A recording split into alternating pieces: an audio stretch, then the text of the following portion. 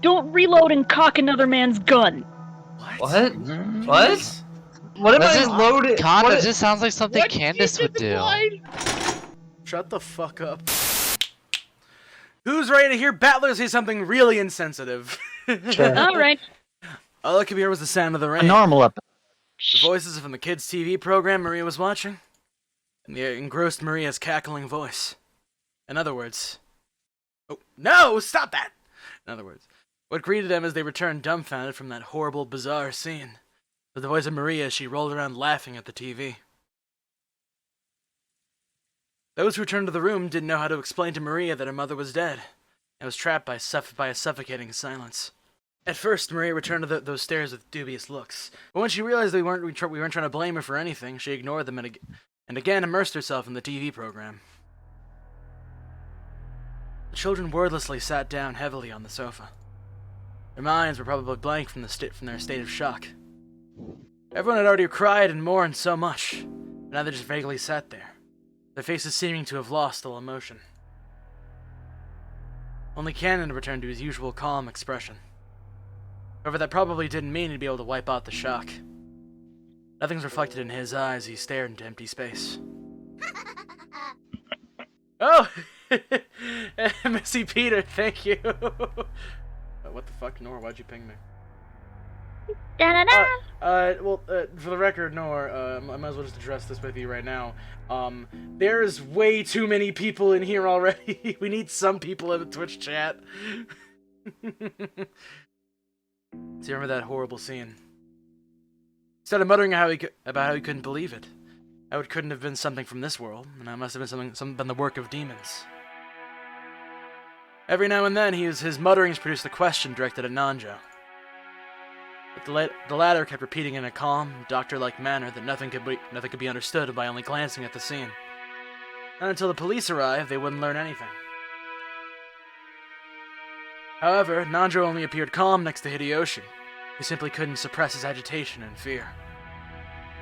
In fact, Nanjo had also received a huge shock, and his face was a deathly pale. Maybe that atmosphere is why she tried to raise the challenge and take charge. Natsu appeared to be unchanged from her normal attitude, and she briskly gave directions. I will go see father. Genji, quickly contact the police. Certainly. Wonder if you would allow me to tag along Natsuhine-san. Since Cross-Nissan is now gone, the task of aiding father has been left to me. It would be improper of me to relax you while relying entirely on you. I am making myself sound like too much of a bitch right now, and I'm just going to hold this fan and continuously nag you to an early grave. Based. Natsuhi was struck speechless by Ava's aggressive move in a situation like this. She seemed to be claiming that, with Kraus dead, the one to take responsibility shouldn't be his wife, but herself, the next highly ranked in the family. Or maybe she hadn't been at all happy when Natsuhi took command without reverence to her in such an extreme situation. However, even Ava's mind had been blank from the shock until a moment ago. She only came to her senses after Natsuhi started giving orders.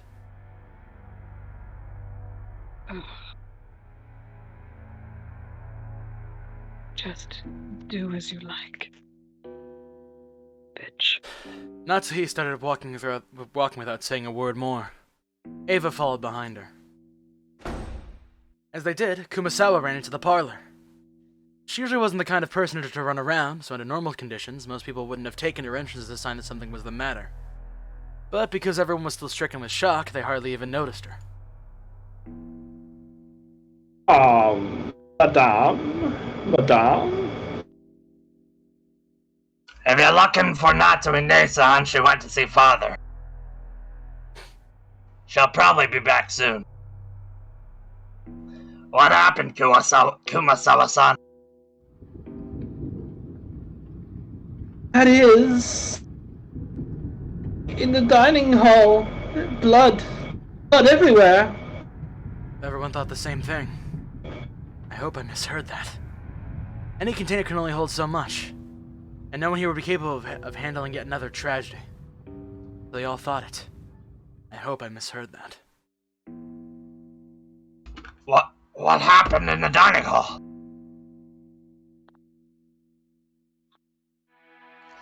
Shelly. You're muted, Chelly. Shelly. Yeah, I'm muted.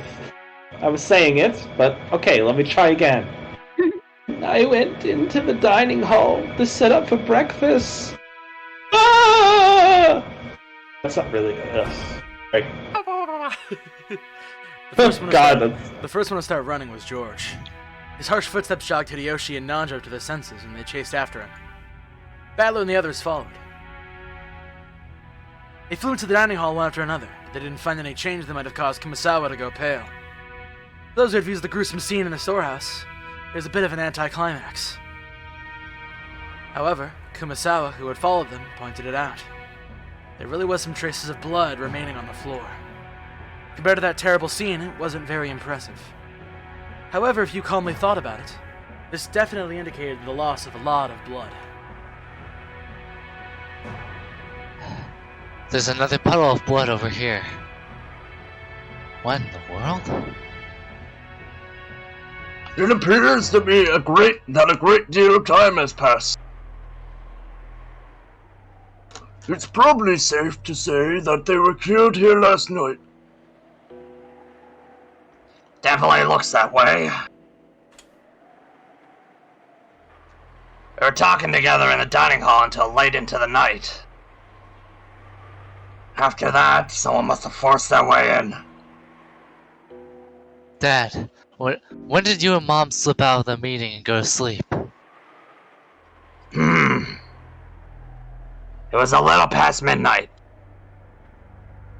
So, we should probably assume it happened after that.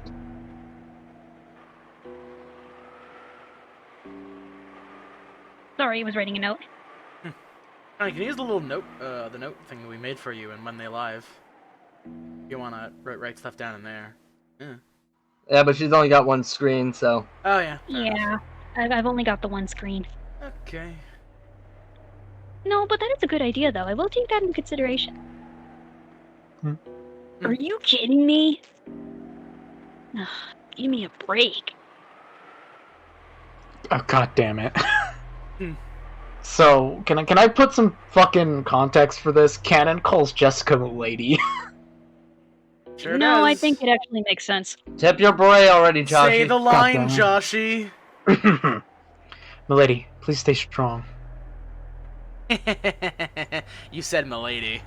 Fuck you. I don't get it. After seeing that hell on earth in the storehouse, this is nothing.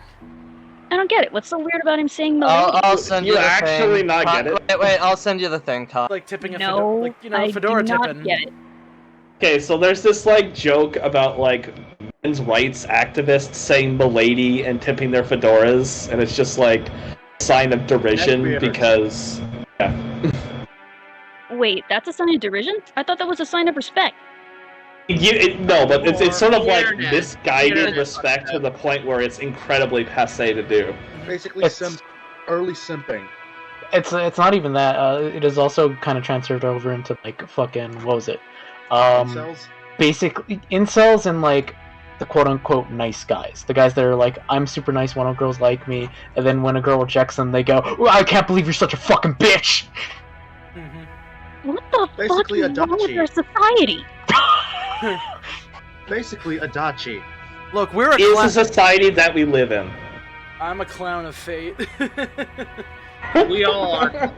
Yeah, I can't really find a thing. I figured that Know Your Meme would have had this, but I can't find it. Alright. Alright, moving on. Thank you for the explanation. Enough bullshit. Really? Good for you. I feel like my head's gonna explode. This is the dining hall, right? Every day, this is where I'd eat, complain about school, complain about homework, talk to my dad about my grades. That's what this place is to me. You sure it has some kind of like small bomb on your skull or something? Shut the fuck up, Battler. Milady, it wouldn't be good to remain here any longer. Let's return to the parlor. I agree. Uncle Hideyoshi! I think this will be really important to the police. Do you think it'd be bad if we trampled all over it? Bradley proposes in a slightly firm voice, as along with Cannon, he grabbed the pail and shaking Jessica's shoulders. Everything's just as Butler-san said. There is nothing more to be gained from remaining in this room. Andrew spoke while looking inside everyone's pale faces. Even though that horrible scene in the storehouse felt like something not of this world, at least then we'd be able to leave, to cut ourselves off from that place and run away. Everyone had shared in that feeling. However, the dining hall was different. It was the mansion, the main building on this estate. Jessica had said it should have been one of the most calming places even inside the mansion. These were all the relatives had eaten lunch and dinner yesterday. The shock of seeing this place smeared with blood reminded us of that horrible spectacle in the storehouse, and forced us to accept that we hadn't really been able to run away from the scene of that tragedy.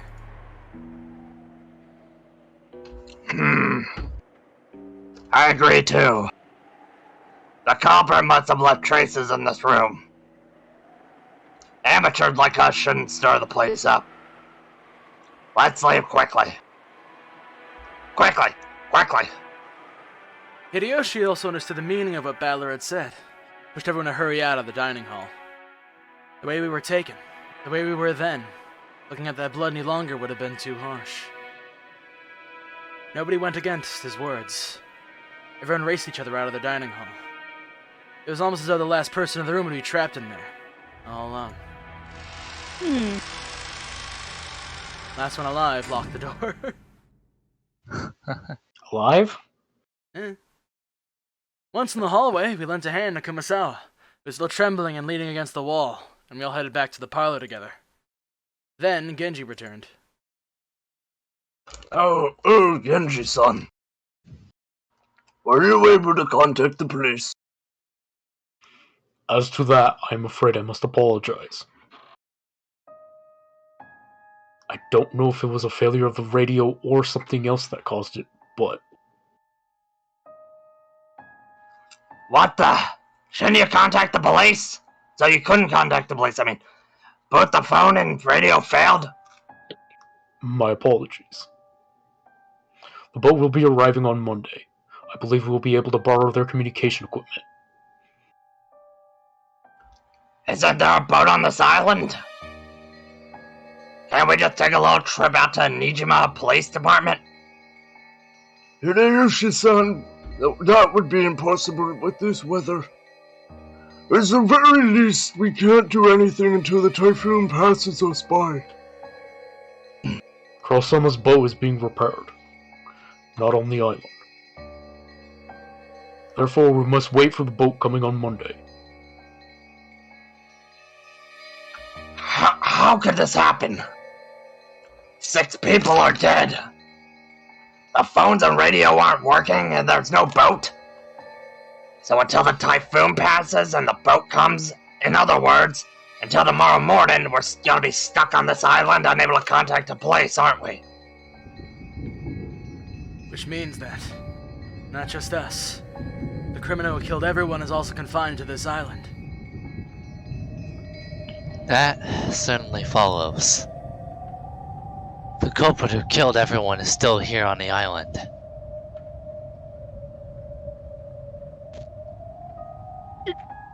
So the bastard who killed Dad and the others must still be hiding somewhere, unable to escape. Damn it! Damn it! Ugh! I'll catch that bastard. No way I'll hand him over to the police. I'll slice him into bits myself. Ah!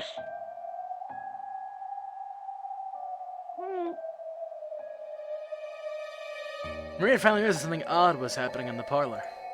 Oh fuck, she doesn't know. Rather than noticing something odd, it's probably better to say that she felt unhappy and neglected. Everyone was getting so excited about something only she didn't know about. So normal for Maria. Jessica Onisa? Did someone die? The way she spoke was completely calm, just as though she was talking about someone who had appeared in the television drama, even though it was someone else's problem. Jessica probably didn't like that. As though trying to say, can't you tell just by looking at me, overwhelmed with grief? She flared up at Maria. They all died! Everyone! Everyone! My dad and Battler's parents! Goda-san and Shannon! And even your mother, too! Stop it, Jessica-chan! You aren't the only one who's sad. Maria-san. I know this will come as a shock, but please listen. Your mother has died. Mama died? Yeah, someone killed her. I know it's sad, but stay strong, alright? How many people died? 6 people! 6 people! Damn it, damn it, damn it! How could anyone do something that cruel? There's a limit to how cool you can be if you're human. I don't know who it is, but the culprit isn't human! Not anymore! There's no way that their blood is red! If they're an alien or something? The culprit isn't human. It is the chosen by the Huh? Hey, Maria. Did you say something just now? Maria just said something. Since the words were so remotely separated from the flow and context of the conversation, I couldn't understand them for a second.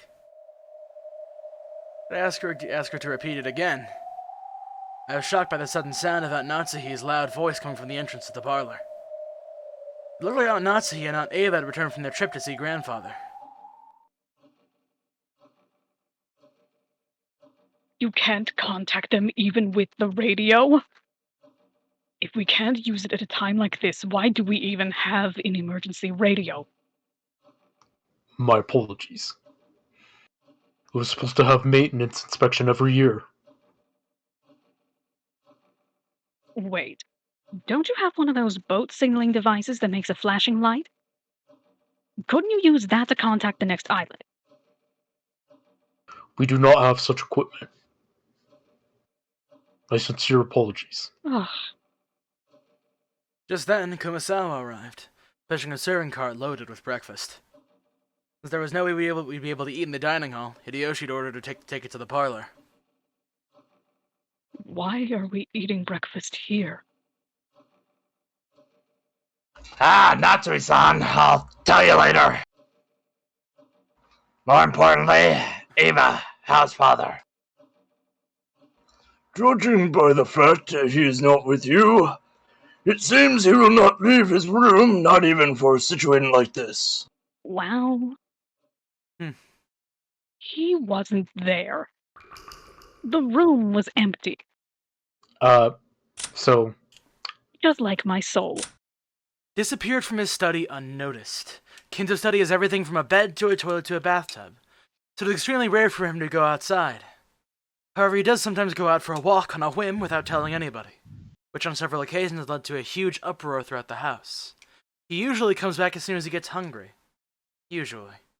So, just to point out to people, I guess there's not like a single status effect, which is just death. There are other status effects, too. So for Kinzo, he's grayed out because he's missing. Mm-hmm. That makes sense, actually. Yeah.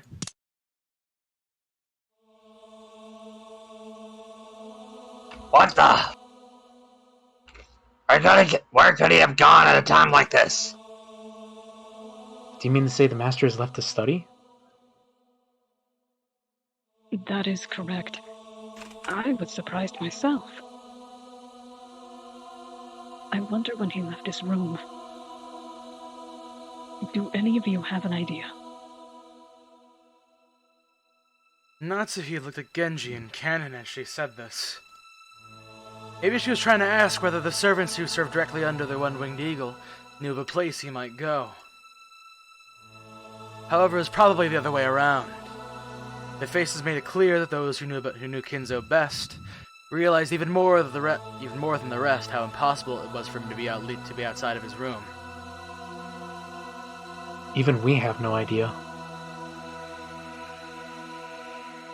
As you all know, within the study, the master has everything to a place to sleep to a bathroom. I couldn't imagine him leaving that room except for a significant reason. In that case, what? Isn't it natural to assume that one of those significant reasons came up? We still cannot be certain that's the case.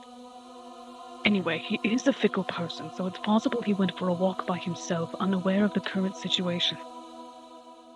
If that is the case, then we must act all in haste to tell him what has happened and ask for instructions. And that's right. Although I don't want to think about it, it's possible something has happened to him, isn't it? I'd rather not even consider such a sinister possibility. No one has seen Kinzo since the discovery of those 6 terrible corpses. On top of that, the phones were broken. The radio wouldn't reach anyone, and there was no way to contact the police. Apparently, the typhoon would leave tomorrow, and a boat would come. But until then, no one could rely on anyone outside the island, nor could they escape the island. The tragedy hit everyone so abruptly they'd lost all their composure. Everyone felt a heavy silence. Everyone was important. Even though they needed to do something, they couldn't think of anything. Some of them held their hands and their arms while others got irritated.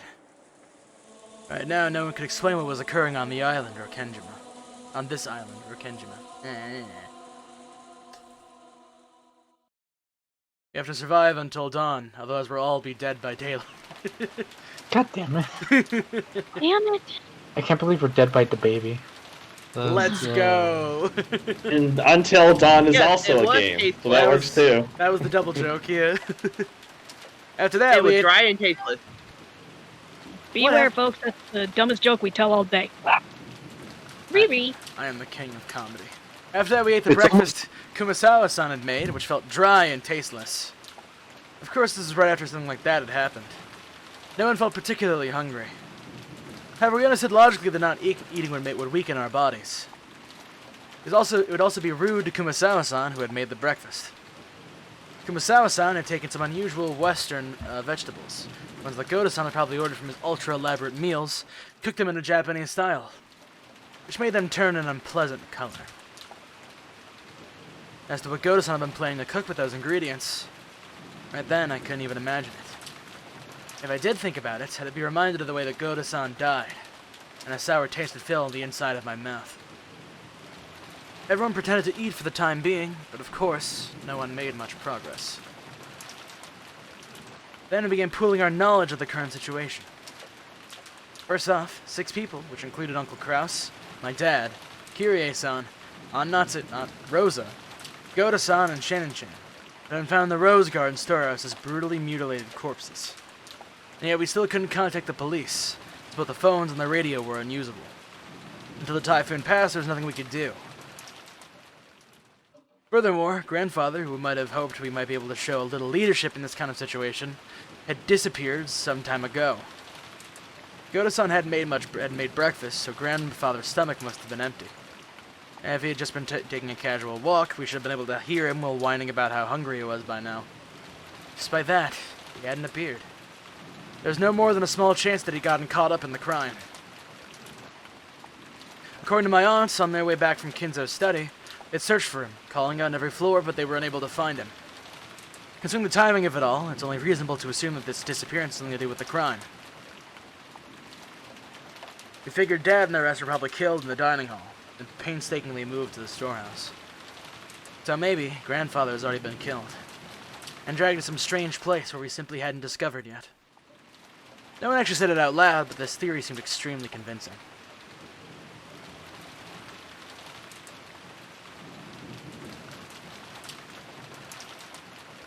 John?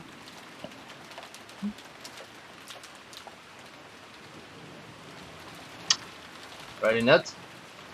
Oh, she's noting. Okay. Unless she's doing something else. I mean, One sec. yeah, there was just a big explanation. I'm sure she's just taking notes. Or a big info dump.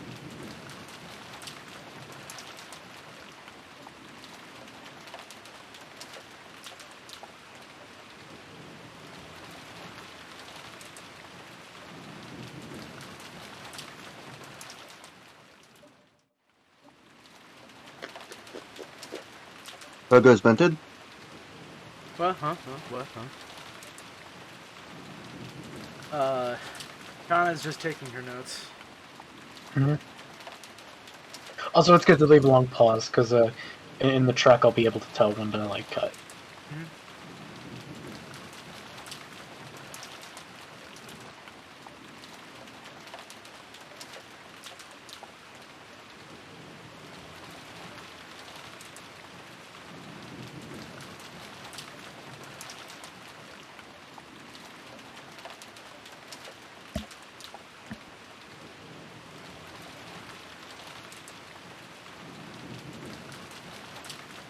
So how are you all doing?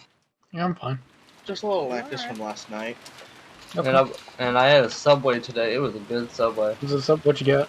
I got Italian bread. I got Italian bread two Italian bread footlongs with turkey, spinach, pepperoni, pepper jack cheese, and yellow mustard. Ooh. Nice. Oh, yeah. Well, yeah. Drink real quick. I'll be real quick. What the fuck kind of shirt is Natsui wearing?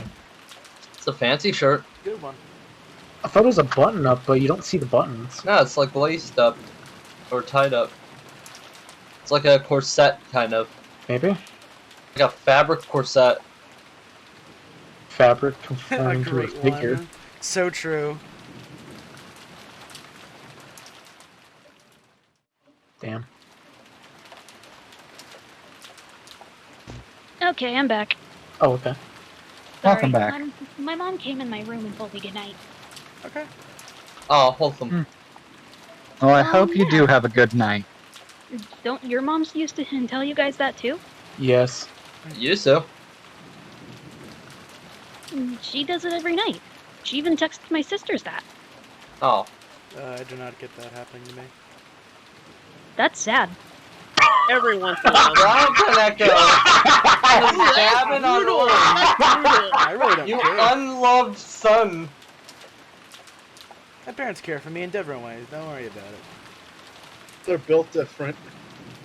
Alright. Back to it. I also grabbed water because I can feel my sinus is draining my throat again. Okay. Luckily now I've got Propel, it's lemon blackberry flavor. Seriously, get Propel, it's very delicious. We will go check all of the windows that are locked. Let me try that again. Fuck. We will go check that all of the windows and doors are locked. We must also conduct a thorough search for Bob. The children must remain in this room. Ava-san and Hideyoshi-san, I'm sorry, but please stay here with the children. I'm back. I'd like to ask you the same, Dr. Nanjo. I understand. Woody woody. I'm right here. On Natsuhi, you followed the servants. Genji-san, Kumasawa-san, and Kanon-kun out of the parlor.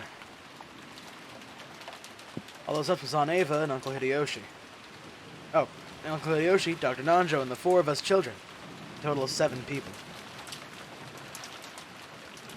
Let's all stick together. Maybe we'll watch some television while we wait. Though I doubt we'll find anything good in the middle of a day on Sunday. Uncle Hideyoshi started acting cheerfully, trying to brighten up this gloomy atmosphere. Huh. Good show! Watch it! Watch it! Oh, really? You want to watch TV, Maria-chan? Then come watch it with your uncle. Maria's the only one who joined in. Even though Maria had been told of her mother's death, she didn't show the slightest flicker in her emotions. Is it really normal for a 9-year-old girl like Maria to act so much like a very young child?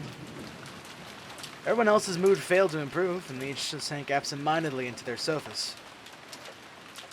Aniki, can I ask you something? What is it? Just now, in the storehouse. There's something about Shannon-chan and a ring. Did you give that to her? George Aniki didn't answer, but he hung his head and closed both of his eyes. There could be no clearer response.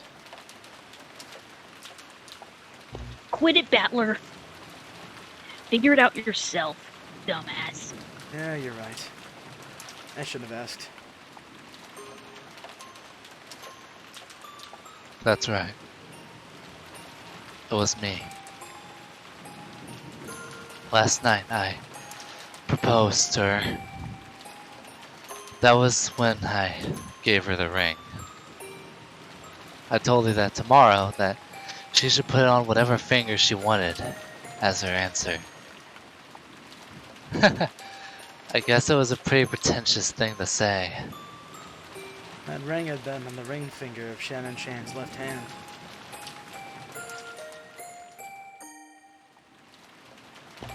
Well, several years ago, Shannon came to me asking for advice. About you, George Nissan. I wonder what she could have said. I'll never tell. Here you are telling it. Mind explaining that? God damn it! Shannon was always really bad at lying. Like, really bad. It was obvious pretty quickly that you were the one she was talking about. She asked whether it'd be okay for her to get close to someone, even though she was only a servant. I mean, furniture is made to be sit on. What are you implying? I'm implying a lot of things. Hey, why call you sell furniture if you don't even let me sit What are you implying about this 16-year-old? Blind, it was a different time. She asked about what kinds of things boys like. What kind of clothes she should wear to make them happy. Lots of stuff like that.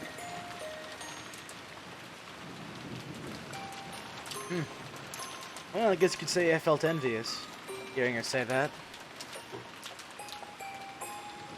So then she was given an engagement ring, and it all ended right there. I know people value things differently. But being proposed to by a man? Riri, no. Well, it can be the high point of your life. So I'm sure... Last night, I'm sure Shannon was happy. From the bottom of her heart. Happier than she's ever been since the day of her birth.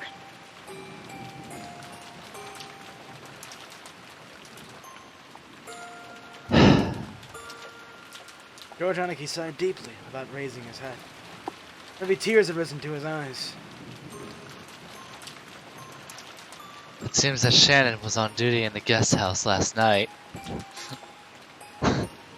But because she was too embarrassed to go back to the guest house with me, she went over to the mansion. Think about how Shannon must have felt. When you receive an engagement ring, then no matter how much warning you've been given beforehand, it's perfectly normal to get so excited that your mind goes blank. She must have been incredibly embarrassed. And then Shannon went to the mansion. Even though she hadn't been assigned there, helped Goto-san with his work. And got caught up in this crime. If only I hadn't given her that ring on that day. In that place. Shannon wouldn't have... Saya wouldn't have been caught up in that crime. Ah! Anarchy. That's the one place where you're wrong. It's definitely wrong. So don't cry anymore. Oh God.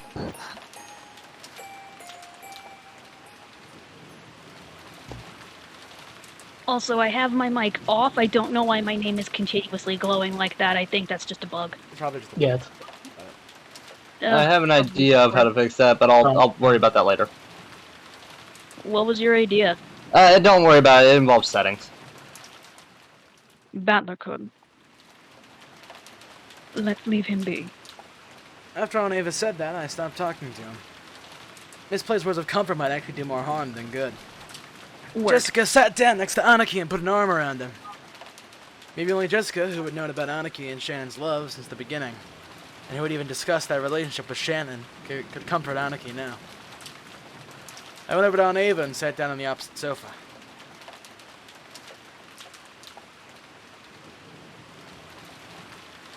Battler-kun, you really are strong.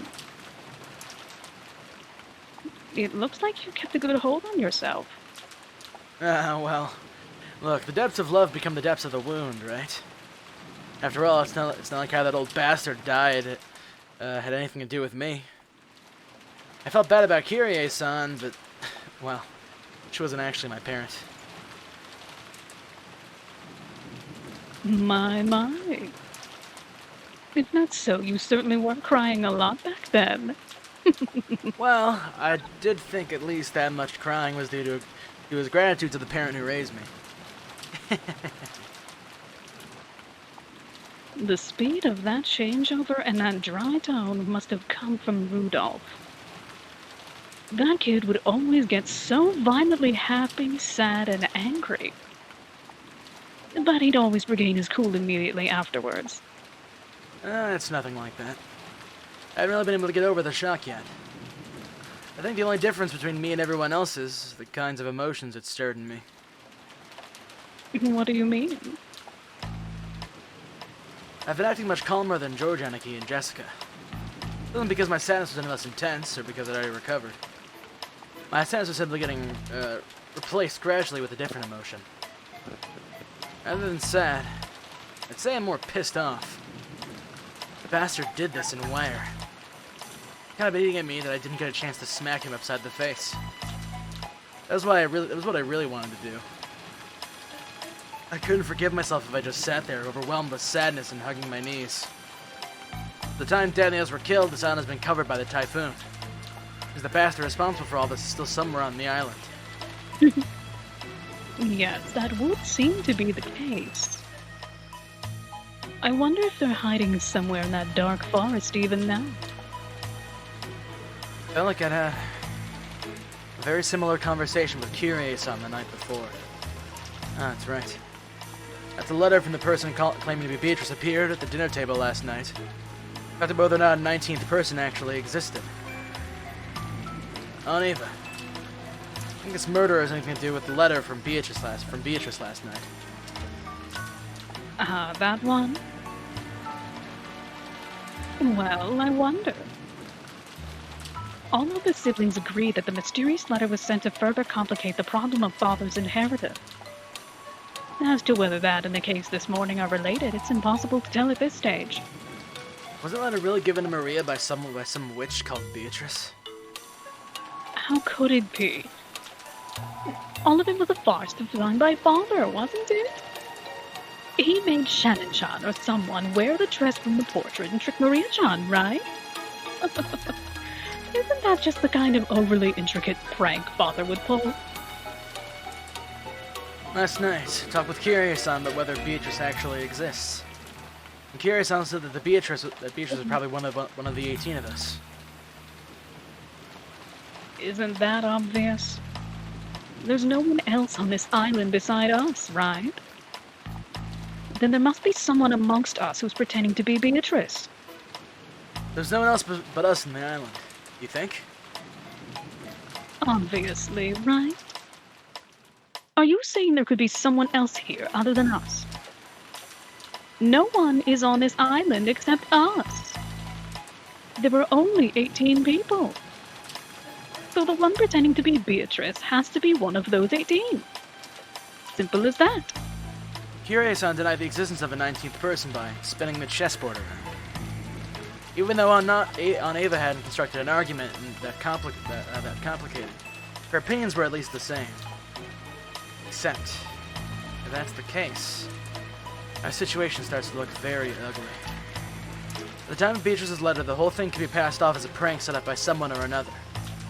However, if we're assuming that there's no 19th person, we can't ignore this anymore. In other words, if there is no 19th person, the culprit who killed Dad and the others is also one of the 18, right? So, in other words, the person who killed them is one of the people inside this very mansion right now.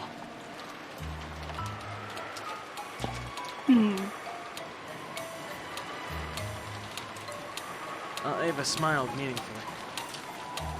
Because she thought that this conclusion should have been obvious from the very beginning. The culprit carried the bodies of those 6 into the storehouse. But even that was an impressive feat, don't you think? That shutter is always closed and locked, right? In other words, in order to carry them into the storehouse, the culprit would need to unlock the shutter. Understand? Is it possible the shutter was left open by mistake that day? The servant said it's always kept locked. In other words, unless the culprit took the keys from the servant room, and there's no way they could have opened the storehouse. I wonder if the key in the servant's room was the only one.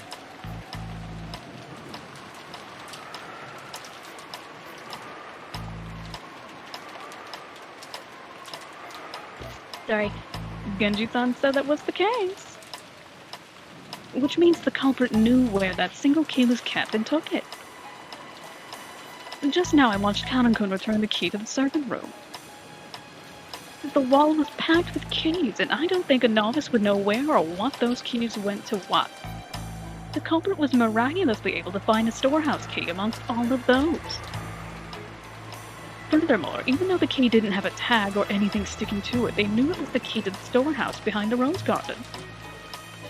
And that means they also knew where the storehouse was. I'll say it even clearer. The culprit knew the inside of the servant room well. Her argument was extremely plain and clear. If the bodies had been found thrown somewhere in the bushes of the rose garden, that wouldn't have been much to go on.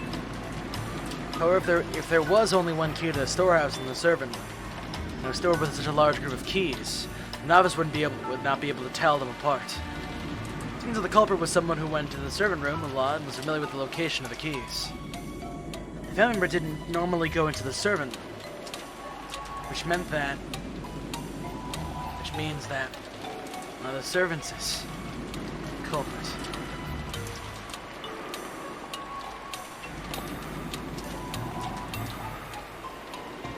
I'm sorry, but even your auntie can't say any more than that. However, I'll tell you one thing. What's that? It's reasonable to think that the culprits, are multiple in number and fairly well armed. They'd have to be, wouldn't they? They had to assault the 4 in the dining room and kill them, drag a total of 6 bodies all the way to the storehouse beyond the rose garden, and arrange for that disgusting makeup and the graffiti on the shutter. There's no way that a single culprit could carry all of that out on their own, right? Yeah, it made sense. Probably wouldn't have been possible for a single person with enough time, but it would take so incredibly long. It's probably safe to assume that a significant number of people were involved. Whew.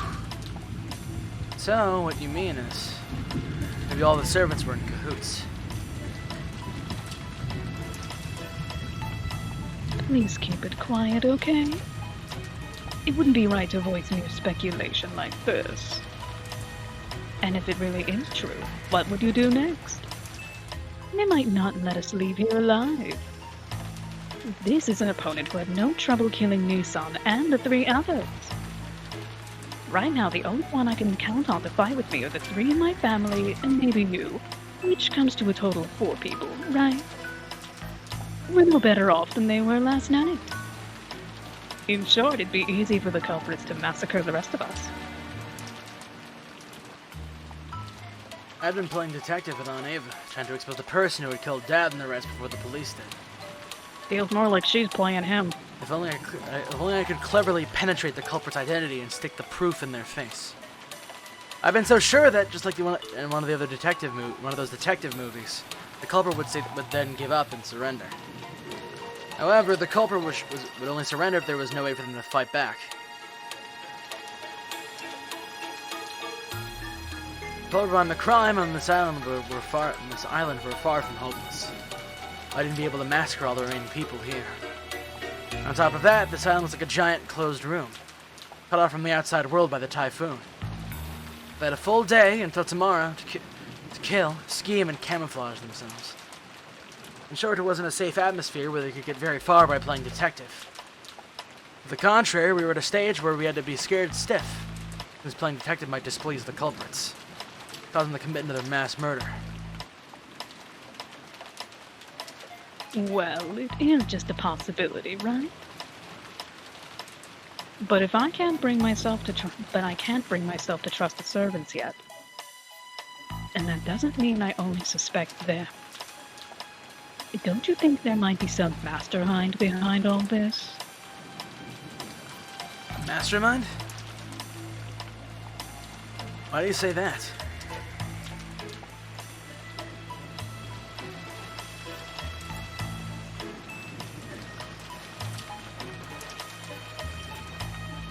Sorry. It's just a feeling. Think about what the word servant literally means. It means someone who serves as someone else's arms and legs, right? It was a bunch of Ashirmia family members who got killed. So naturally there must be someone involved who stands to gain from that result. That was also plain and clear. The Ashirmia family had been right in the middle of a discussion about how to distribute the inheritance when Grandfather died. That case followed the standard form of any classic mystery novel. The crime was definitely caused by someone who with ties to the Ashirmia family. He was involved with the inheritance problem. Aunt David probably wrote a few books in that genre herself. Her arguments may have had a few blind assumptions in it, but it was standard conclusion that anyone might have reached. I think most people would end up suspecting the servants, even if they used different reasoning to get there. Especially the story about the key to the shutter. I mean, it's very easy to suspect that one of the servants was involved. That's why. I don't like it. What do you mean you don't like it? Nah, just talking to myself. I tried to dodge her question by joking, but I couldn't erase the sense of unease welling up inside of me. After all, her conclusion was such an easy one to reach. A conclusion that anyone could reach. And I just couldn't be satisfied with that.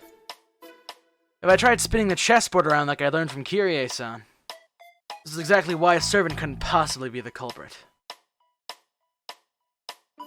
If the servants really were the culprits, they wouldn't hide the bodies in a place connected to themselves. Why on earth would they use the Rose Garden shit if they were the ones in charge of the key that could unlock it?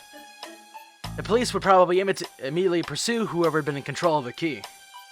Probably possible that some other facts might come to light as a result. The more we think about the servants as culprits, the less reason they had to carry the bodies into the storehouse. What if they knew we'd think that, and put the corpses in the storehouse for that very reason? No, that's completely impossible. When the police come in and inspect the scene of the crime, they'll probably be able to uncover many things. No matter how carefully the culprit carried out that murder, some trace will definitely be found. In other words, they had everything to lose and nothing to gain. If you think about it that way, and look at the murder game from the culprit's side, hard to imagine why they'd want to call attention to the corpses. Once the corpses were found, it could result in someone sending a report to the police. It might make the remaining people more cautious. It might make the survivors start to search for the culprit.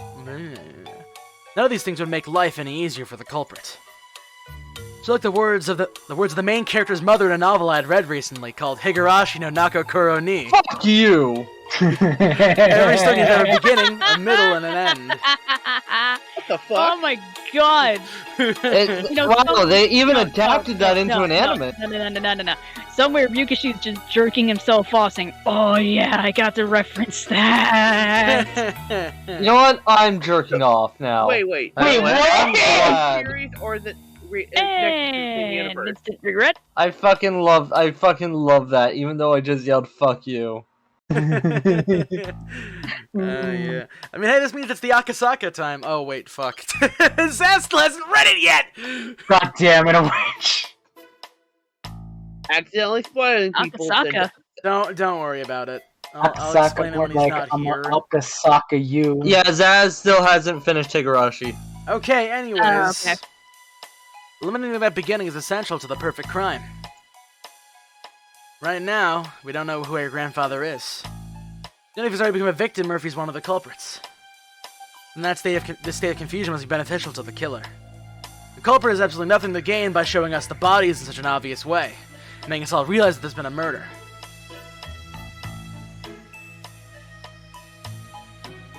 In fact, this is the perfect place to spin the chessboard around. In other words, showing us the corpse in such a flashy way must have been the culprit's goal in and of itself. So at the very least, to the culprit, the appearance of 6 corpses there meant more than the deaths themselves.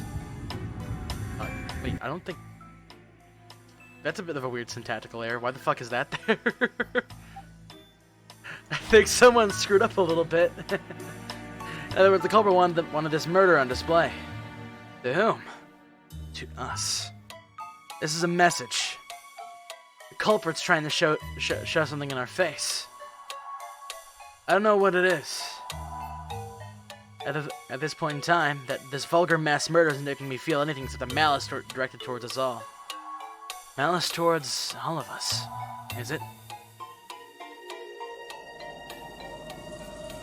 I don't get it. Even one of the survivors had come to some connection to one of the 6 victims. Had some kind of connection. Uncle Krause's death brought Jessica the grief of losing a family member. The death of Dad and Kyrie brought me sorrow. While Aunt Rosa's death brought Maria sorrow. Maybe? Yoda-san's death probably shocked his fellow servants.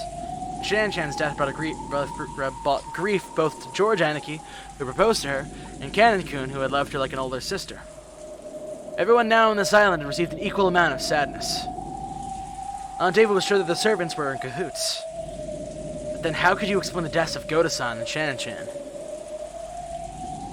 At any rate, by this argument, the grief caused by the 6 deaths hit everyone, but Aunt Ava and Uncle Hideyoshi.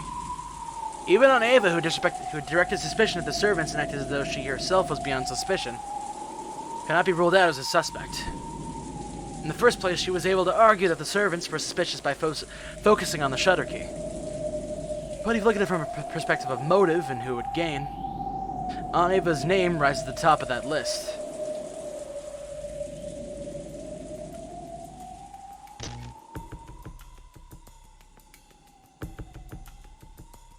I know what you're thinking, Battler-kun. Huh? Oh no. Please don't tell anybody. The back of my head's so full of obscene stuff. I'm the one who's going to gain the most from these murders. Since I'm going to be a suspect anyway, I might as well get it out in the open. Could have dodged the issue by joking around, but apparently it didn't work. The inheritance will be divided into as many parts as there are siblings.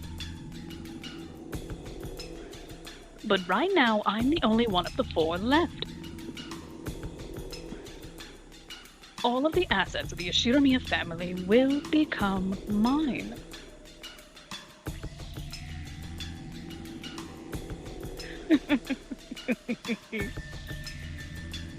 Uncle Hideyoshi heard you. He'd say, could you give it a rest? It's not funny. I'm sorry. I was just fooling around, since I'm going to be suspected anyway, no matter how much I try to soothe it over. That's why, from my point of view, this murder might have been designed to cast suspicion on me. Unfortunately, my alibi for last night is weak. Could you tell me a bit more about last night? As you know, the discussion between the siblings of how to slice up and eat the inheritance continued until late in the night. But I don't know how late it lasted. My husband and I had woken up early that morning. We were so sleepy, and a little past midnight they let us go. We then returned to the guest house and rested there. Can anyone other than Uncle Hideyoshi prove that? No, wait. Not like I suspect you or anything, okay? Oh, are you sure about that?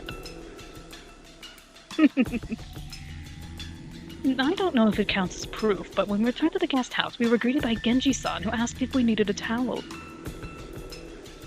I think that should be enough to prove we returned to the guest house a little after midnight. Though if my theory was correct, the servants would all be in cahoots, and that wouldn't actually make for much of an alibi. Hey, you've got a point there. Guess that means I'm playing detective with the real culprit right now, huh?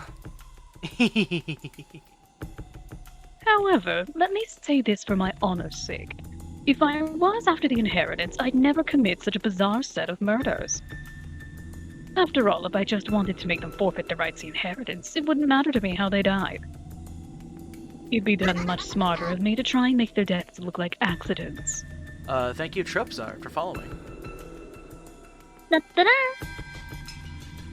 Especially if you're assuming I laid out some careful plan that involved even the servants. You've got a point there.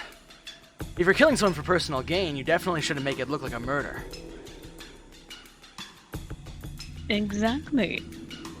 That's why I'm in such a blue mood. The police will probably treat me like the mastermind and investigate all kinds of things. Not fun at all. Humph. Aniva's shrugged with a bitter smile.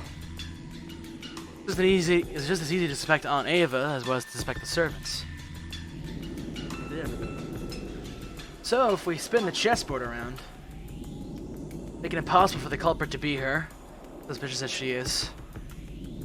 However, if this sort of argument always works, then that motive can never help us in any way. No, that can't be right. Knowing the motive must give us powerful clues towards knowing the culprit. That's why murderers from all time periods disguise crimes in complicated ways, cleverly preventing their motives from being discovered. I don't get it. I just don't get it. Every time I spin the chessboard around, it keeps flipping from front to back and back to front. Are all my thoughts bringing me closer to the truth? Or are they?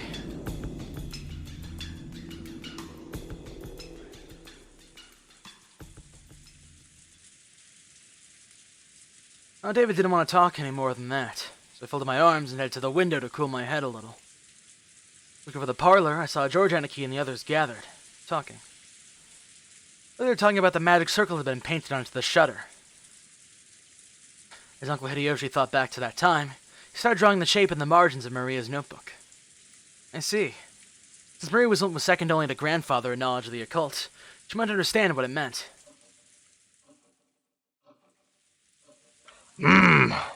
I think it was probably something like that.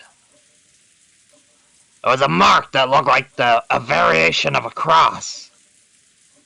And then, surrounding the circle all around the perimeter, there were these closely packed strange letters on all four sides of the cross.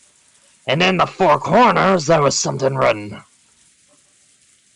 Didn't look like the alphabet or something like that. It was what they call ancient characters.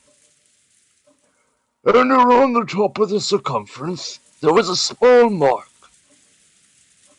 5 small circles arranged in a plus sign and straight lines connecting them. Ah, yeah, there were definitely something like that drawn there. Yep, there's no mistaking the shape. I don't understand the thin characters, but the arrangement was nearly the same. Everyone was staring down at the shape, so I stared at it too. From what I'd heard, that this had been painted on the shutter to the storehouse. Some material that looked like blood. I see. This sure is unsettling. Grandfather's probably the one who'd want to draw something this weird. Seriously, where did he go? I want to grab him and ask what the hell this is supposed to mean. Jessica's voice contained impatience and anger. She hadn't gone so far as to say that grandfather was the culprit. But she seemed sure that grandfather knew something about the culprit's background. Of course, if you were searching for a link connecting the Ashurmia family to the occult, 10 out of 10 people would think of grandfather. Hi-oh! Also, to a person who knew nothing of the occult, the strange mark would have no meaning. Which meant that this might have been something addressed to grandfather. That's right. The reason this crime was shown to the survivors was so that they'd find this. In that case, whereas grandfather, the essential recipient of this message, disappeared off to? Does this shape ring any bells?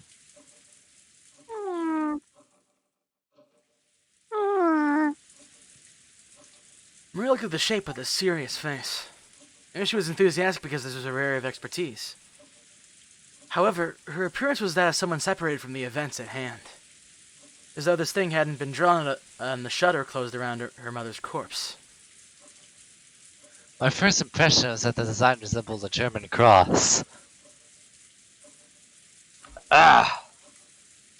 Certainly does have that kind of design. Does that mean it has something to do with Germany? They were killed by the Nazis. The German cross... Wait, no, that's not my voice. The German cross was originally a crest from a religious order of knights, and was supposed to protect the pilgrims traveling to sacred places. So in other words, this magic circle might have some religious meaning? This is starting to sound like gibberish. I looked over at all of them, preparing to jump into the discussion. Something shocked me.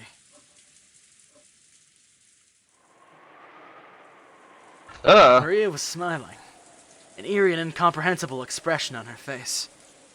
She is way too wide of a smile and way too close. It was almost as though she was making fun of everyone's ignorance. It was an expression I wouldn't have dreamed to find on Maria's face. And she laughed. That eerie, jarring laugh. Something I didn't want to believe was possible. And I was looking right in the front of my eyes. Oh god! Fuck nugget! Orange, is this new to you? Well, no. For the record, I've seen this. I didn't think this was used until way later. No, it's used pretty early on. Oh fuck! Hey, so Khan, you need to channel your gremlin for a little bit. Yeah. Can I channel my heartbeat for a fucking second? Oh god, I can't even stare at that. Oh my god. Zach, make the emote. Y'all. Put the emote in there. Wait, what did you tell us? Oh my god. Look in chat. Okay, so that's a possessed girl. Maria was. Oh my god. Look, that girl needs some head pad stat to calm her down. She needs a kick. A swift kick. Look, I didn't say the type of head pat. You can head pat with the foot to the head across the. This joke is not good. Oh, just like that one move in Dragon Ball Z, Budokai 3 I did not come into this expecting to be fucking jump scared, man. Yeah, what's your best gremlin laugh? Oh, give me a sec. I gotta take a good drink of water for that. Yo! There it is. We got Maria grab. We got that as an emote now in the Discord.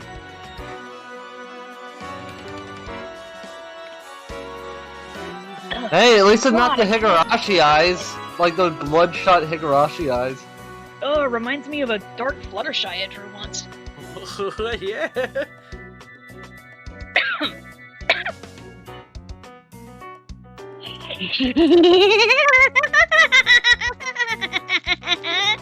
That was perfect. You aren't even close.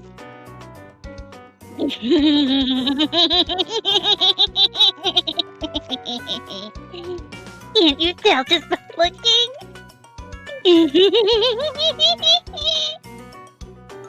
While everyone was busy being scared out of their wits, Maria kept on cackling happily by herself. After a while, that laugh was suddenly and abruptly cut off.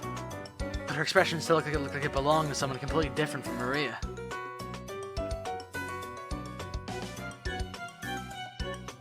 Oh, that smug bitch look. This is the 7th magic circle of the sun. The characters are written in Hebrew. Give it here. Sure. Maria saw the writing material from the stunned Hideyoshi's hand. They were drawing another magic circle with a wrestle, next to the one Hideyoshi had drawn. See? It looks sort of like this, right? Yes. It was. Maria, incredible! You really do know a lot. I was going to smooth things over by praising Maria. Maybe she wanted to confirm that this was still the Maria we all knew so well. God, this fucking shook me. I don't know why. I knew this was coming. Maria didn't answer her in any way in particular. I fucking love her expression right now. Maria began swiftly writing unfamiliar characters in the corners of the shape. When Uncle Hideyoshi and Dr. Nanjo saw them, their eyes immediately began to open wide.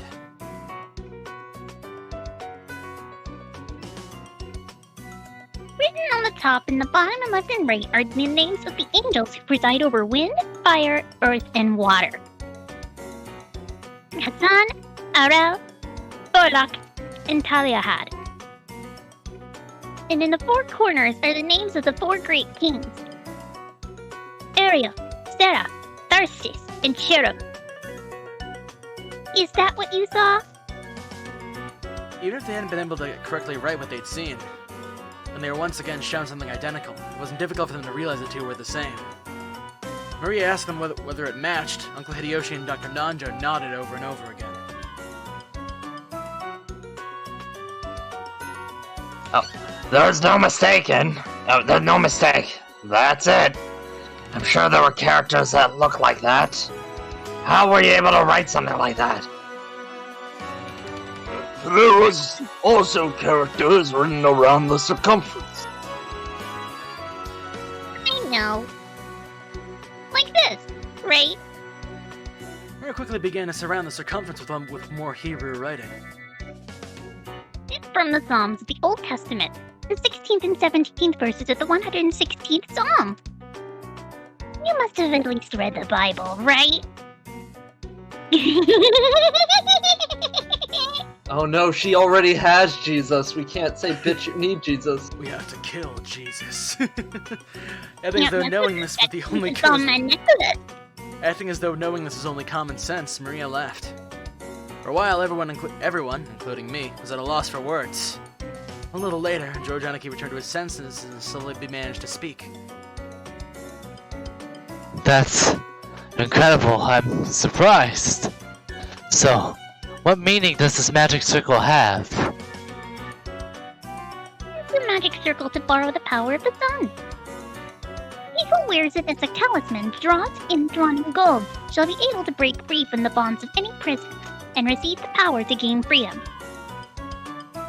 To break free from bonds and gain freedom?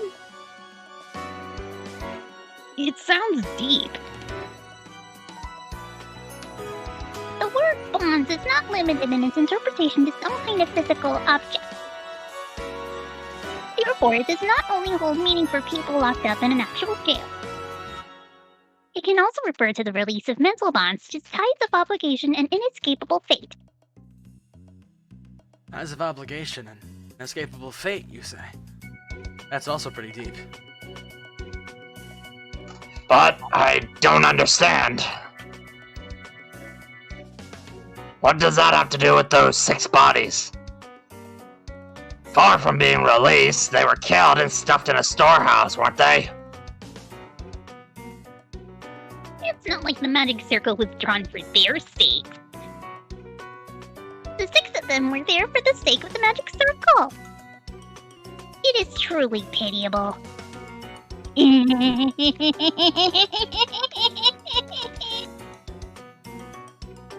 What do you mean? What in the world do you mean when you say 6 of them were there for the sake of the magic circle? Maria lifted up her pointer finger and waggled it as if she knew that she was making fun of us.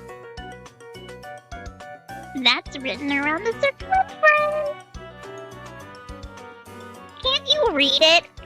Oh wait, you can't! Psalms, chapter 116, verses 16 and 17.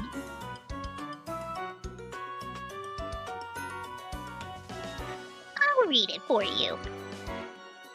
The Lord has freed me from my chains. I will offer to you the sacrifice of thanksgiving, and will call on the name of the Lord. See? You say, I've got no idea what you're talking about. You're saying that they're human sacrifices? Maria just read aloud was a vital part of the magic circle, and was saying that the sacrifice had to be offered in order for this magic circle to be effective. So, human sacrifices had been offered inside the storehouse, where the magic circle had been drawn. A heartbeat later, everyone else seemed to reach the same conclusion. Some people were shocked, and others spat out that this was insane as they punched their knees. This started getting incredibly disturbing, and we couldn't accept it or understand it. I don't care what kind of magic circles or curses other people believed in. I won't pick a fight with them. They really killed Dad and the rest of the sacrifices for crap like that? I just couldn't stand that feeling. Compared to this, I prefer it all when we were still disgusted by the theory about the fight over the inheritance. They're getting pissed off with a feeling between anger and sadness. We broke from the circle everyone was in and returned once again to the window. Something had gone insane since yesterday. There's the letter from the witch, Beatrice, that Maria had read out loud at last night's dinner. Oh, little the turkey! What does the turkey have to do with anything? Crimson said yes, it was sacrifice for Thanksgiving. All hail the turkey. I know what I'm funny. Ever since that point, it feels like we've... No. Like this whole mansion and this whole island have been getting more and more firmly locked inside some kind of bizarre world. Don't start breaking up the Umineko meme. When I think back on it, the letter was an invitation from the witch. The ruler of the nighttime island had invited us inhabitants of the day into another world. The phone and the radio had been interrupted and this island was shut off by the typhoon. You really could call this place another world, cut off from the real one by now. Yeah. As this island is now, it's perfectly normal for a witch to send us letters and for human sacrifice to be offered up for the sake of magic circles. So what will happen next? Will some weird people wearing goat masks start doing the Bond Festival or something? Wait, Bond Festival what? dance? Ah, it's hopeless. It's hopeless. I don't get it. Inside of my head's all screwed up. I don't know what to think. Anger, sadness. The opposing emotions all swirled up together, and they started to suck me in. Unable to resist, I could do nothing but cover my eyes with my hands. Just my mind and body that as I started getting sucked in.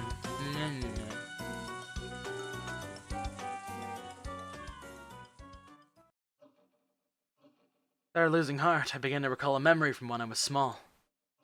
It's from when I was very young. I'd unfortunately seen a scary occult movie on TV, and for a while I hadn't been able to go to the bathroom by myself. The old bastard gave an exaggerated laugh and said this. Oh hey, Nora, you have a line. Hey, Battler. Why do you think they go to all the trouble to make movies like this about demons and the occult and such? It's because they don't exist. Something that ridiculous can't be found anywhere on the planet. Because they don't exist, people want to see them, and they go to a lot of effort making them. That's why those cult movies just make me laugh. If I were forced to choose, I'd say rather than demons and monsters, this year's earnings call and angry wives are 100 million times scarier. I'll go further, okay? From my point of view, getting scared is a recreational emotion, something for people who've got room to relax both in their hearts and their lifestyle. Fuck you! They had so much free time they didn't know what to do with it, so in order to entertain their mind with unusual emotions, people started creating a culture with demons and the occult and stuff. Seriously. I backed myself so damn thick-headed. I was totally taken in. Try to mess with me. This is the human world. I don't give a damn about witches, demons, magic circles, and sacrifices. The humans who killed Dad and everyone else is still on this island. That's all there is to it, right? Next person who started speaking to my heart was Kirie-san. You see, in both chess and shogi, when you reach the very, very last stage of the game and get closer and closer to cornering your opponent, the number of optimal moves you could possibly make gets smaller and smaller. Therefore, if you're backing someone against the wall, or if someone's doing the same to you, both players' moves become infinitely easier to read. In other words, when you're completely cornered and you think you have no moves left, that is the moment when it's easiest to read your opponent. However, when a person is forced into a defensive position, they can't help but lose their ability to think clearly, so they aren't able to get their minds around their opponent's moves. That's when you spin the chessboard around. With all my strength, I slapped my face with both hands. And with my hand with both faces. And my eyes were truly open. I understand anything, and you're completely cornered just like I am now. Isn't the perfect time to spin the chessboard around? On the defensive, we can't even guess the culprit's scheme. Spin it around and look at it that way. Just what might we see? First off, at the time the culprit committed the murders, they knew that the island was being cut off by the typhoon. Therefore, they should have understood that even if they carried out murders, they wouldn't be able to get away early the next morning. In short, the culprit had begun without securing a way to escape. Furthermore, that bastard tossed the corpses in the storehouse. That then was even kind enough to say, here they are, with a weird bit of graffiti. In other words, since we'd probably find the corpses sooner or later, they wanted to show them to us. We'd all been so dim. Had noticed the storage shed, the culprit's goal would not have been achieved, would it? If you think about it that way, that bastard of a culprit. Since this morning, he must have been watching our every move with bated breath. After all, if we hadn't been so kind as to discover what was on the storehouse, all of that hard work and preparation they did last night would have just gone poof. When did the culprit want to make us feel by showing us the corpses in the storehouse? Those looks of the bodies had their faces notably destroyed. Was it a grudge? A warning? The defacement of the bodies had occurred after death. But it hadn't been the means by which the culprit was killed. It didn't mean anything to those who had been killed. It did have a meaning to those who found the bodies. The culprit wanted to make it appear as that they'd been killed so brutally. Ha! If you're thinking that way, I really want to tell that bastard to stop taking me so lightly. Who just danced to that tune?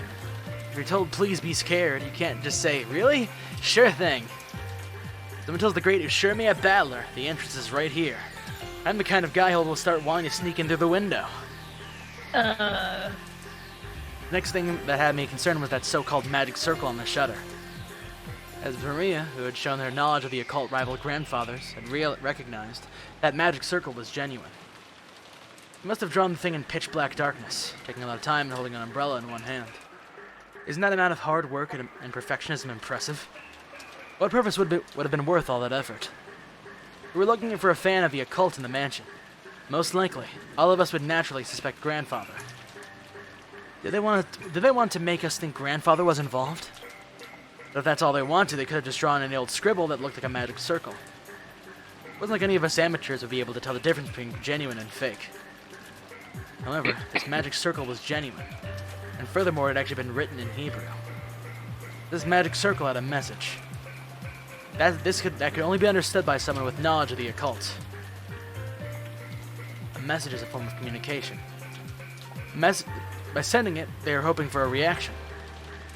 A reaction. For some reason, we couldn't find Grandfather now. I don't know how Grandfather might have spotted the magic circle on the shutter.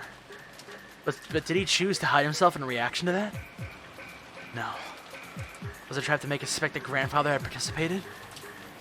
You could read it either way. Damn, that's annoying. What kind of reaction was the culprit hoping to get out of us by putting on this occult show? Someone that felt like the culprit's weak point. The letter from Beatrice that Maria had read aloud during last night's dinner sprang back into my mind. This was a freak who had asked to enjoy a battle of wits. Isn't that interesting? This is a battle of wits between us and the witch. We sucked up by her occult game first. We pull off her fake skin first. There's a whole day until the typhoon passes. Why not enjoy ourselves?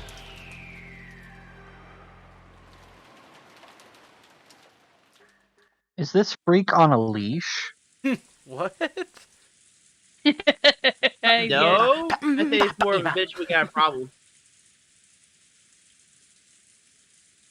Alright. Fellas at the inside of the parlor had gone quiet again.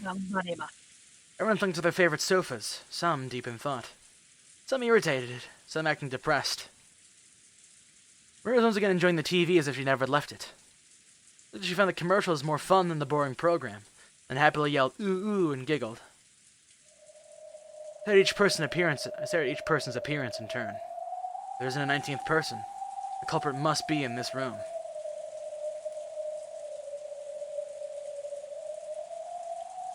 Male wife. Other male wife. Third male wife. Wait, who's he married to? Child. He has a son. Small child. Wait, does me? Small child. Right now, Aunt Nancy is searching the mansion with the servants, right? Then we shouldn't say in this room. In this mansion is where the culprit has to be. After all, there was also the possibility that Aunt Nancy was behind this. We still can't deny that one of the servants might be the killer. Anyone could be guilty. Still, Aunt Nancy and the rest are taking their time.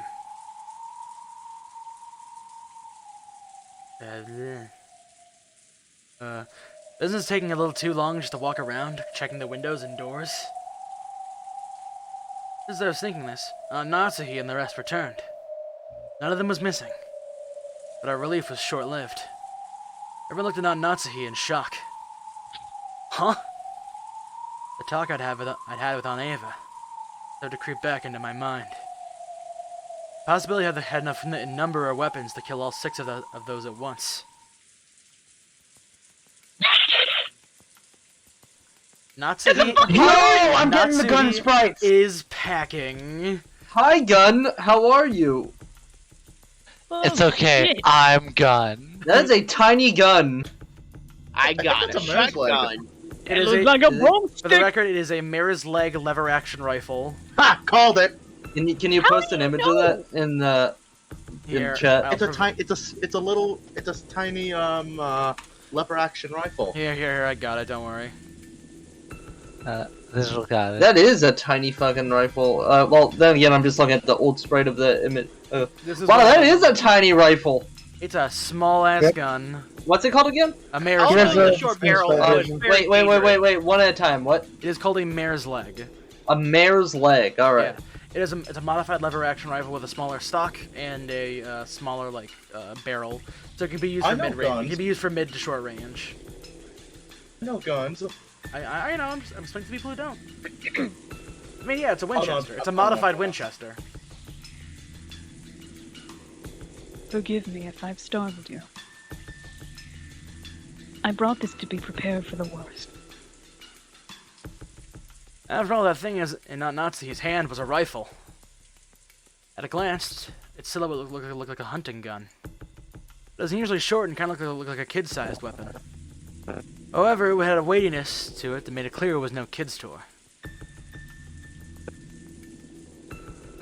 Give me a hot second. Alright, I'm ready.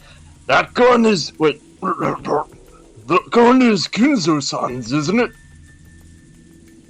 Did you know about it? That's right. I remembered it was in Father's older collection, and I managed to find it. Whoa! Awesome. Natsuhi-san, is that thing real? Yes, it's real. It can fire live ammunition. Long ago, Father used it to scare away wild birds. Ah, that takes me back. Where did you find that thing?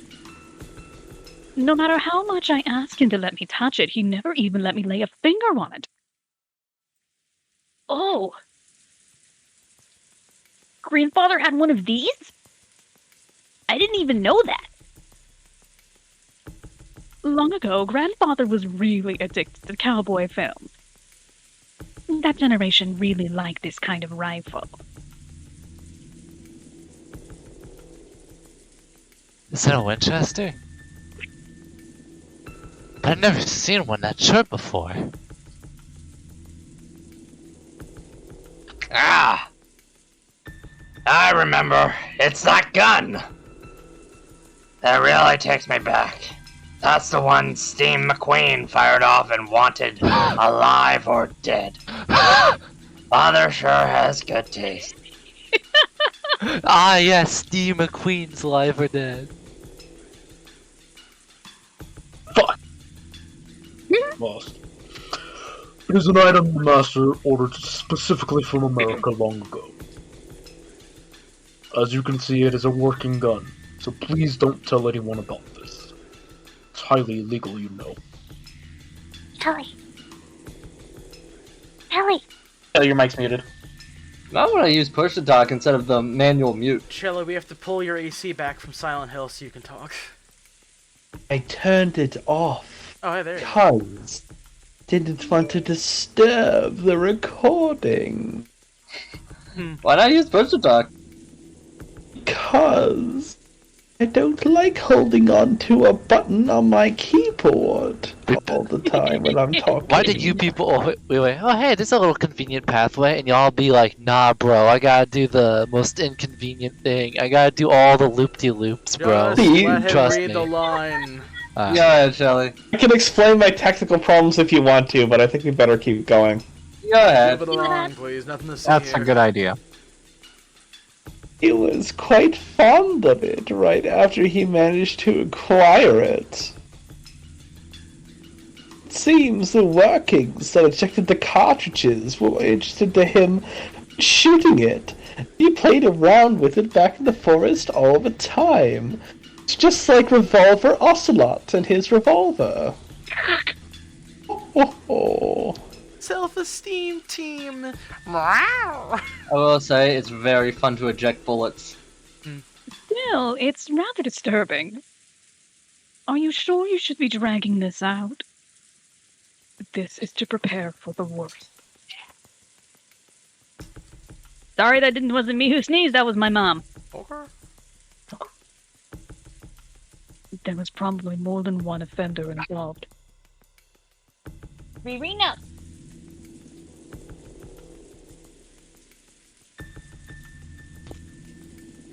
Sorry about that. Furthermore, those horrible people killed 6 of us, including my husband. I have a responsibility to protect everyone until tomorrow in my husband's place. As Natsuhi-san said this, she slumped down into one of the sofas and took a deep breath. She'd been trying to find Grandfather as well as check the doors and windows. Since Grandfather wasn't with her, she probably still didn't know where he was. I carefully checked all of the doors and windows throughout the mansion. However, we must be prepared for anything. Everyone, I think it would be best if we all remained here. Oh, good point. If everyone's gathered here, then we can all feel more secure by keeping an eye on each other. What do you mean by that, Ava-san? Nothing really. I'm just agreeing with your opinion, aren't I? There's a stormy atmosphere between the two of them. Think about who was most suspicious from the inheritance problem standpoint. Aunt Ava was the obvious answer. However, there was no proof that Aunt Natsuhi was innocent. No. If Beatrice led us one of grandfather's complicated pranks, think of the crime as just an extension of that. There's more than enough reason to suspect even grandfather. Also, Aunt Natsuhi thought the criminal was on the outside. But Aunt Ava thought the criminal was on the inside. In short, it was the question whether or not a 19th person existed. The same question had been repeated endlessly since last night's dinner. The letter from the witch who called herself Beatrice. So was the culprit among us, or not? Does the witch Beatrice exist, or not? For my family, sussy bakas, or not? Among Us. Oh my god. Okay. Please, no more I'm of those. surrounded by Why did you suddenly pick up Sussy Baka, Shelly, out of nowhere? I hate that Stop. word so much. Among Us! I'm tired of seeing it! It was on the Let's just admit podcast. that Among Us was I'm gonna shit my whole ass. There's something as stupid as a witch can't exist. Basically, that one of these relatives here, who share a common bloodline, is the culprit. That is too unpleasant to be much more comfortable to simply accept the fairy tale-like character of the witch. Witch. A witch drawing a bizarre magic circle and offering human sacrifices. If I accept that rubbish, I'd be able to trust the people in this room. However, damn common sense got in the way. You're repeating that witches don't exist. In that case, the culprit must be among us. Fuck! In the middle of the seemingly endless rain, none of us could break the silence. And glass. Glass break. Happens on TikToks and can't memes skip on the word Discord. Among It's Us. fucking. I I'm would gonna like to try to escape it as much as possible, but you guys don't let me. This has actually been a very interesting session so far. Yeah. Oh. Yeah. Burn time. 1 We're p.m. still going, right? Yeah, it's only 11:30. It's only 11:15. Yeah. Well, the new COD season comes out in like an hour, but I'll stay with you guys because I want to. I mean, we have an hour. We're probably gonna go another hour. You have like months to do the COD season. Come on. Yes, but I have to wake up at 7 Got the gloating right. tomorrow. Alright, anyways. Lunch ended and the servants removed the tableware and went to the kitchen. The wind and rain neither weakened nor strengthened, and silence remained cut off from the outside world. It seemed as though Natsuhi planned to stop anyone from taking a step outside the room. When it came time to prepare lunch, she finally realized that would be impossible. However, in order to avoid having anyone alone in the kitchen, she told the 3 servants to go together. Because of that, the servants were the ones given the right to leave the stuffy parlor, which was packed with 11 people. It was breakfast that immediately followed that terrible incident, preventing most of us from eating much. Everyone turned to their lunches in silence. Kelly. Kelly. Mike's Kelly. muted. Kelly, you're muted. Mike's Kelly. muted. He's probably working on it. I will wash the dishes. You can rest a while, Kanan-kun, Genji-san. You want something to drink? I don't need anything. Cut him. I don't need anything either. You two must have been so busy and so early in the morning. It's no wonder you're worn out. The noise was that of Kumasawa washing the dishes, which resounded throughout the kitchen. Genji and Ken sat in some chairs a short distance away, their eyes slightly closed. As Kumasawa had said, those two probably built up a great deal of fatigue. It didn't mean they couldn't let it show in front of the relatives. Avoiding that was one of their virtues. Silence continued for some time. Ken opened his mouth and muttered. Shannon. Why did she have to die in such a horrible way? Forget about the manner of her death. It was nothing more than bad luck. Right. It was nothing more than bad luck. We both fell silent once again. Ken's expression was filled with grief.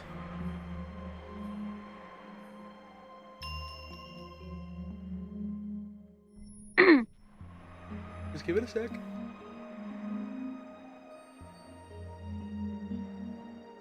I got you. I think that Shannon-chan's actually dead. Still can't believe it. Poor thing. Not being able to see her again feels like a lie. I just wanted to see her smiling face one more time. Kumasawa spoke with her back facing them.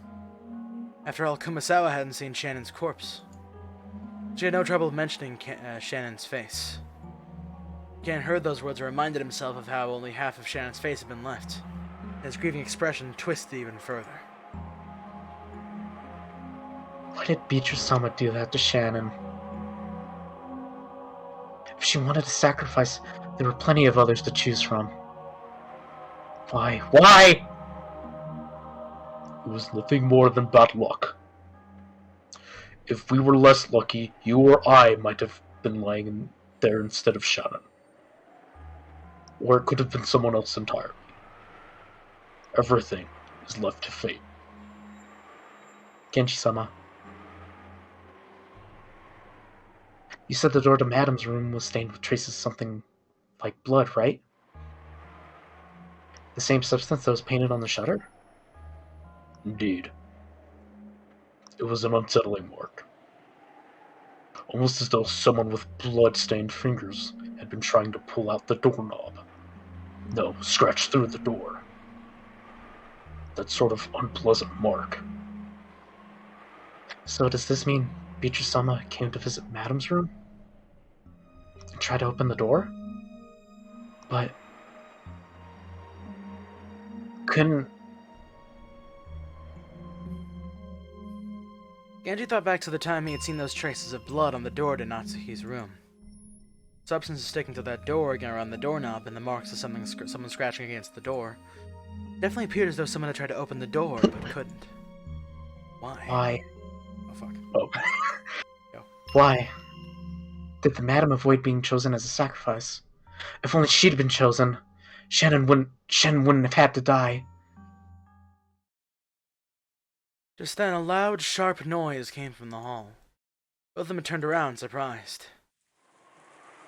That's a pretty interesting chat you're having there. Let me join in, too. Before any of the servants realized that Battler was standing in the doorway to the kitchen. Bava-sama. How rude of us. Genji-san and Cannon-kun stood up, surprised and hastily bowed. But I didn't care about stuff like that. We were concerned with continuing their discussion. I told them I was going to go to the bathroom, so they let me go.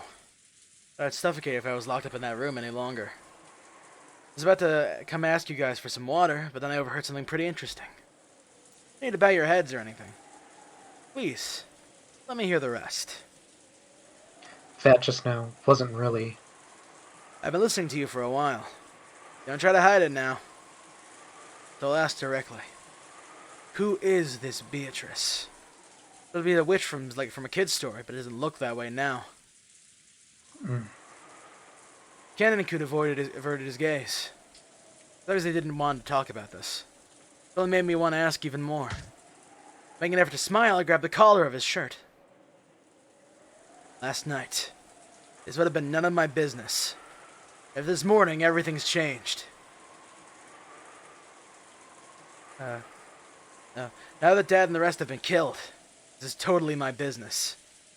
I better listen to this suspicious story, don't I? I glared into Cannon's eyes and continued to avert his gaze in apparent pain. Since there was a big difference in our heights, Cannon had to stand on his toes and looked like it hurt a bit.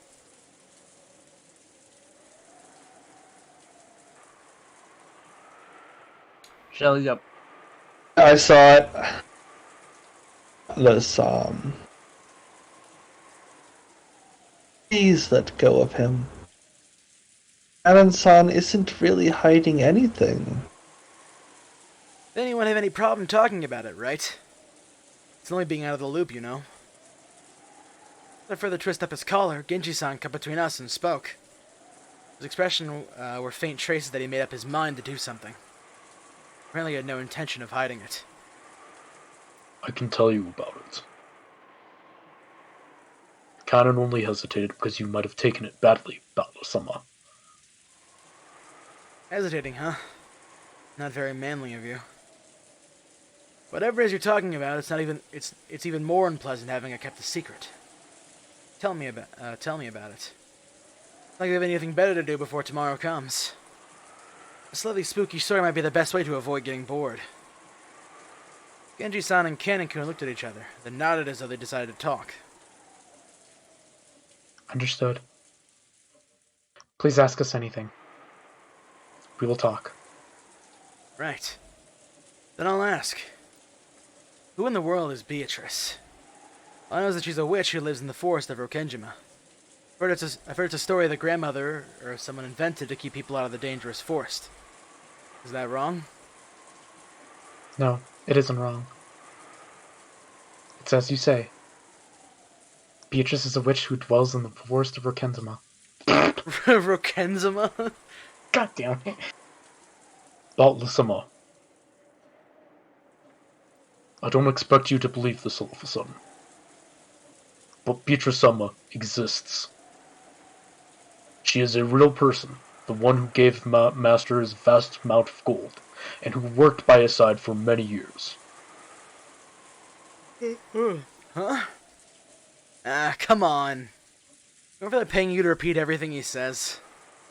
And I think it was a joke. But neither Genji-san nor Kanen-kun laughed. Not even Kumasawa Bachan, who was avoiding my eyes, flustered. She started washing the dishes. So unfortunately, I was the only one laughing. Painfully. Bitterly. I see. That why Genji-san refused to mention it? If you really mean it, of course I'll take it badly. So you're saying a person named Beatrice-sama actually exists? Yes. She has been working for the Master since before the mansion was built on this island. She has most likely been working for him longer than I have. What do you know? Kirie-san's theory was off. Grandfather really did have a confidant called Beatrice. That person on the island now? Yes. I believe that she is here. That's a vague way to say it. Guess it means you haven't seen her face today or yesterday? That is correct. It is extremely difficult to say, but, Kanen-kun once again dropped his gaze, avoiding my eyes. Come on, don't just stop there. It's like freezing an inch before the blow, right? I urged him on, jokingly again. However, it looked like Kanen was still confused as to whether he should speak or not. Then Kumasawa Bachan whispered.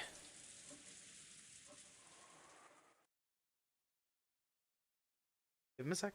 Oh. Cannot see her face. Because Beatrice-sama has no form. She has no... What did you say? Beatrice-sama has no body. Therefore, unless Beatrice-sama wishes it, common people like us are not able to see her form.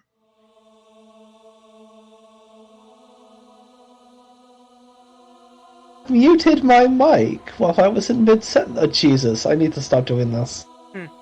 I actually really like your Kumasawa voice. You're good, dude. Thank you. I appreciate it. I appreciate you like the voice. You have heard that the portrait shows what Beatrice-sama looked like back when she had a human form. Seems she yearned for that figure so much he would often stand in front of that portrait. Oh, ho, ho. Beatrice-sama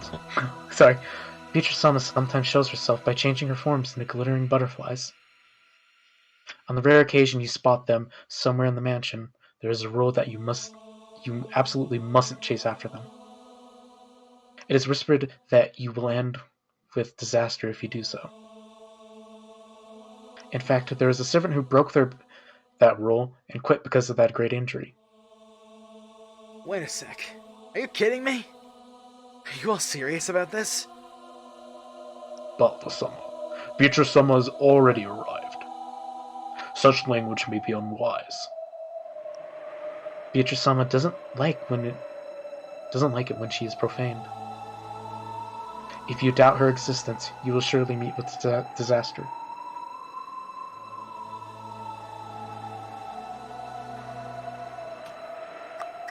Atlas-san, probably find this topic unpleasant.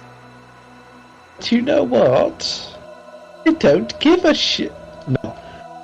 Beatrice-sama does exist. She exists. Beatrice-sama hates people who doubt. Can't you tell, Balthasar? Beatrice-sama has already arrived here. I'm gonna go out on a limb and say I fucking called it. Come on, quit it. I'm weak against that stuff. Not with the cheap threats. However, there was no trace of a joke in the eyes of the three servants. The servants had laughed and tried to look unconcerned. But I was quickly starting to sober up. Their eyes were also sobering up fast. Atlas-san, I beg that you stop profaning Beatrice-sama. Please, trust me. Kumasawa Bachan was usually cheerful and would always tease people.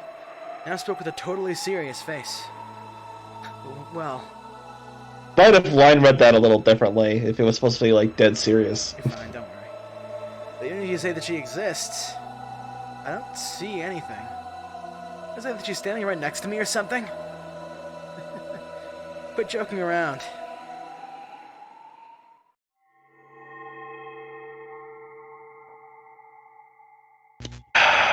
Oh, of course. fuck this! I am getting ready in my chair. I know where this goes. I've seen enough horror anime and read enough horror. Attacking Beatrice again? Heard you were talking shit, I've seen enough horror anime and read enough manga to know where this kind of creep scene is going. I am bunkering down.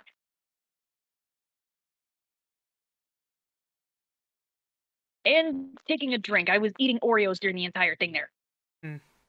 I had some Oreos too. I mean, but the moment the Oreo entered my mouth, dialogue from George instantly appeared. Oh yeah, like there was multiple time where I was eating nachos and I had. You guys want some fun facts? Mm-hmm.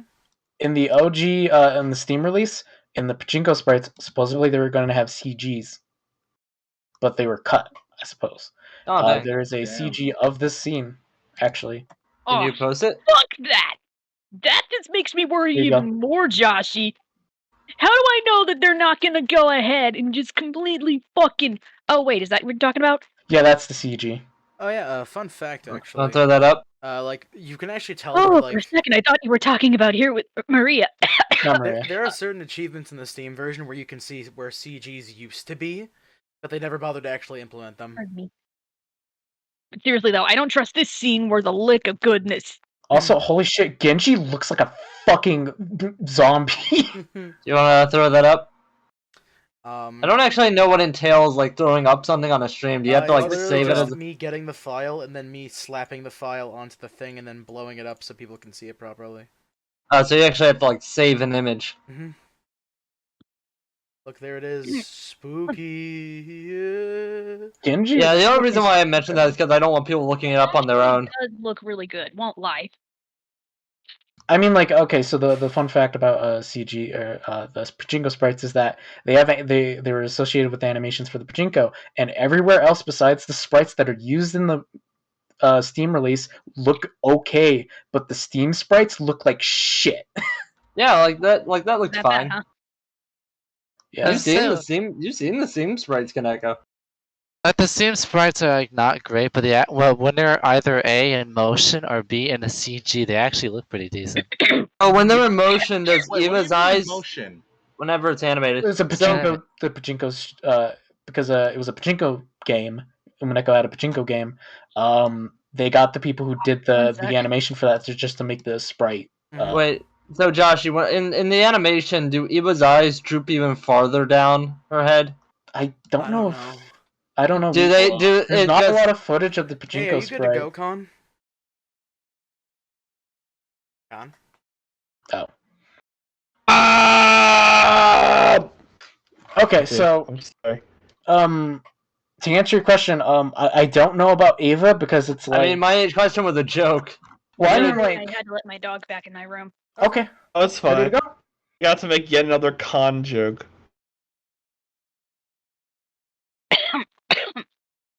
All right.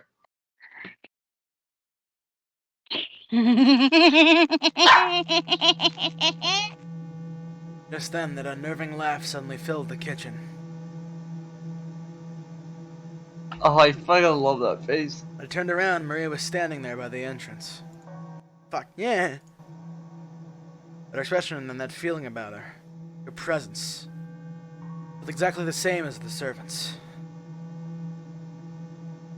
Hold on. Riri. What's going on? Do you want to look at the creepy girl, Riri? Do you believe in witches, Riri? Ew. Believe in witches, we already call him a demon dog.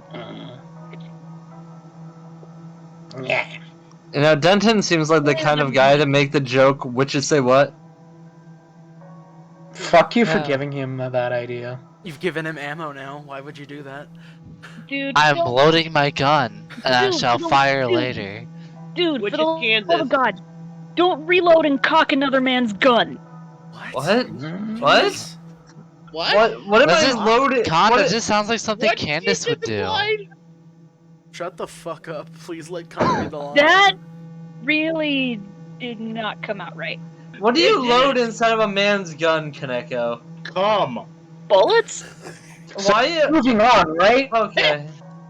Oh, 5.56 or 9mm? Creepy girl time. Let's go. What about 7.62 high velocity? Moving on. Moving on. Whether your wavelengths match or not is determined at birth.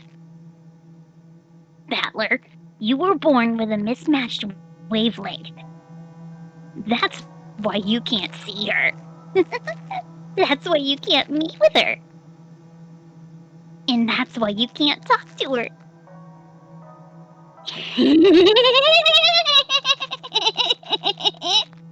You're the type Beatrice hates the most. Maria laughed like it was funny. It sounded extremely eerie. Almost like she was laughing at me because I alone didn't understand.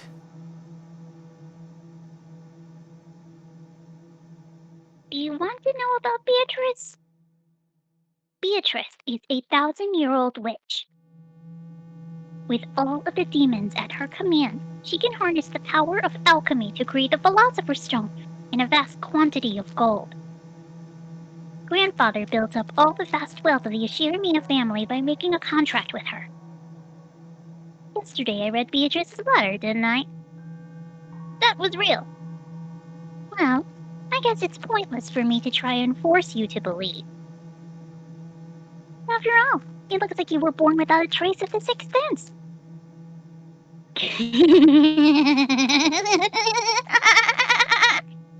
What are you talking about?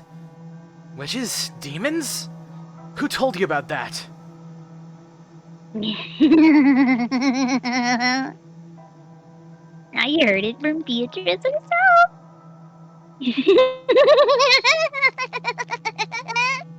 Maria kept doing that unpleasant laugh.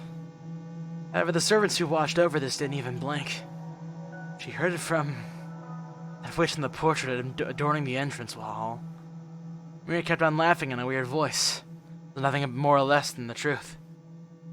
Maria, I'd be rude to ask, but I'll ask one more time, okay? Who gave you that letter yesterday?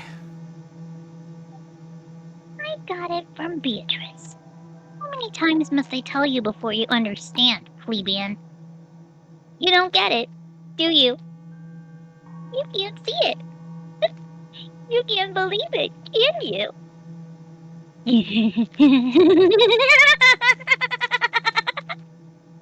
Just then, Maria's laughter suddenly stopped. Battler, you still don't understand. Beatrice Sama exists. She exists, you say? But where? Like I said, Beatrice Sama exists here. That's right. Now that I think about it, I've been feeling for a while now that the servants' eyes haven't been pointed in quite the right direction. Maybe they were just staring absent-mindedly, but that wasn't the case. 4 here, Genji-san, Kanen-kun, Kumasawa-san, and Maria. Everyone except me, looking at the spot right behind me. Holding my breath tightly, so I looked over my shoulder. Of course there wasn't anyone there. Not the whole time! However, everyone in the room except me was focusing on that point as if there was something there. Beatrice is the mighty gold witch who has lived for over 1,000 years. But since she can't show her form to humans of the wrong wavelength, she can't talk to them. And you know what? That's really sad. It means she truly despises it when people like you, who were born without a fragment of the ability needed to sense magic, deny that she exists. You're lucky, Battler. Good thing I gave you that charm yesterday, right? Don't you realize what kind of curse Beatrice would have put on you by now if you haven't been carrying it around? Umineko didn't type. Nor. Maybe we should wait for Nor. Yeah, I just muted You him. really are lucky, Battler.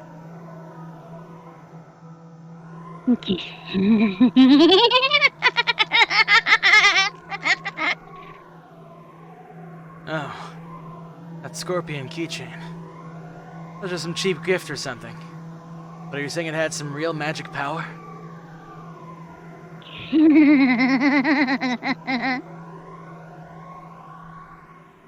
If it weren't for that, you'd be lying in that storehouse as a sacrifice with your face crushed by now.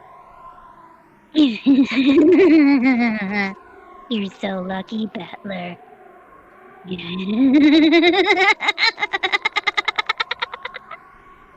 I see.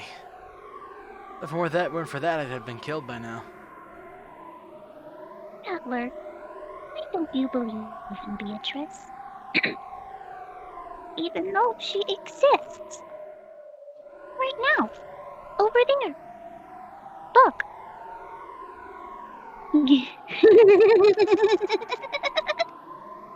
Hey, I'll bet you want to believe it now. Believe it. And thank me for giving you that charm. If it weren't for that, you'd be in the storehouse right now. But then maybe you would have saved someone else in exchange, right?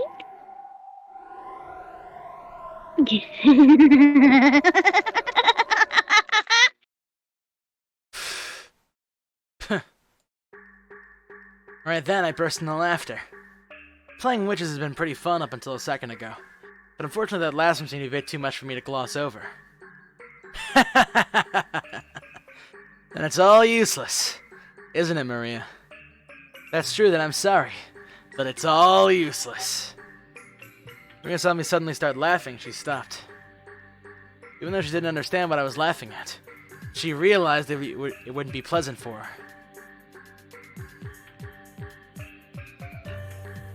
That might hurt you, so I didn't say it earlier.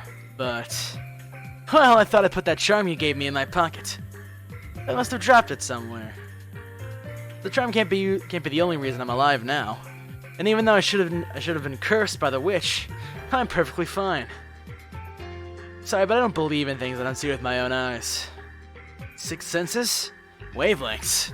Magic sensitivity? Sorry, but I don't believe in fake stuff like that. When I hear the girls in class start talking about how good or bad their ability to sense the supernatural is, it pisses me off.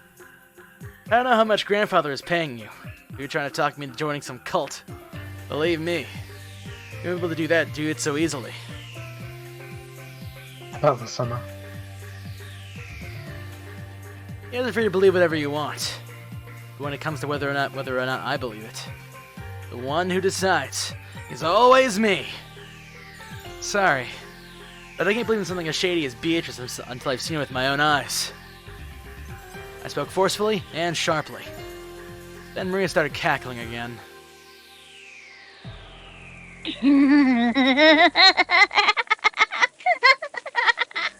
Well, that's just fine, isn't it? Eventually, even people like you with totally mismatched wavelengths will be able to see Beatrice. Very soon, she will revive. Beatrice will revive. Once that happens, she's promised to talk with me and play with me a lot. There will be absolutely no need for you to doubt, or for us to force you to believe. She will appear very soon.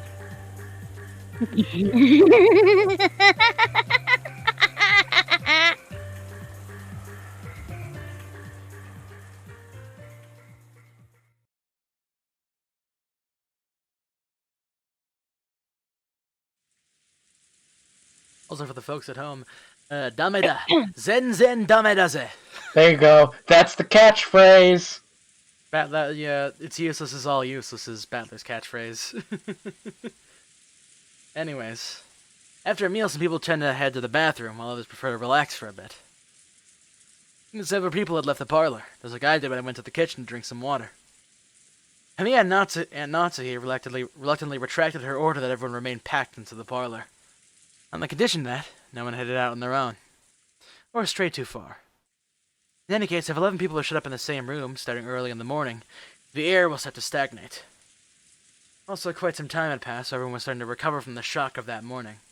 Sense of danger might have been weakened, too. However, it was certain fact that the 6 people had been killed inside this mansion. So no one was completely negligent. Whenever they went out into the hallway, or for a breath of fresh air, trying to act tough, they would have quickly get scared of standing there, isolated. Whoa. And eventually returned to the parlor. Guess it's like the north wind and the sun.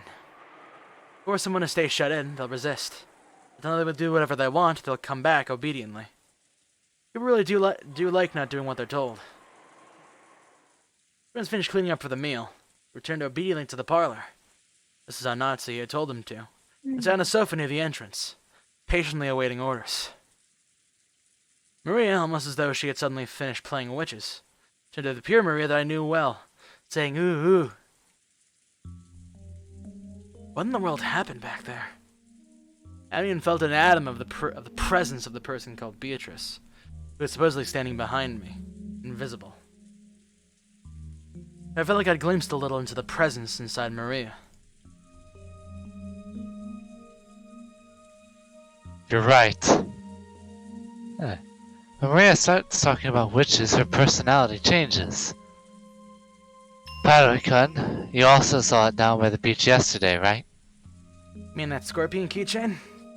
No. I didn't like when her feelings were hurt. Talking about her having a dual personality or something. Yeah, that happens sometimes too. That thing Maria did when she was talking about the magic circle does happen every now and then. It's freaky though. Not gonna lie, she's freaky. Freaky shit kid. Apparently just got spotted that hee Maria a few times. Time to catch it at a bad moment, and I was pretty freaked out seeing it for the first time. So, what is that? Does Maria have a dual personality or something? Or is it that her spiritual sense really is that strong and she's been possessed by a spirit or whatever? No, I don't think it's that. Haven't you ever experienced it? When you were small.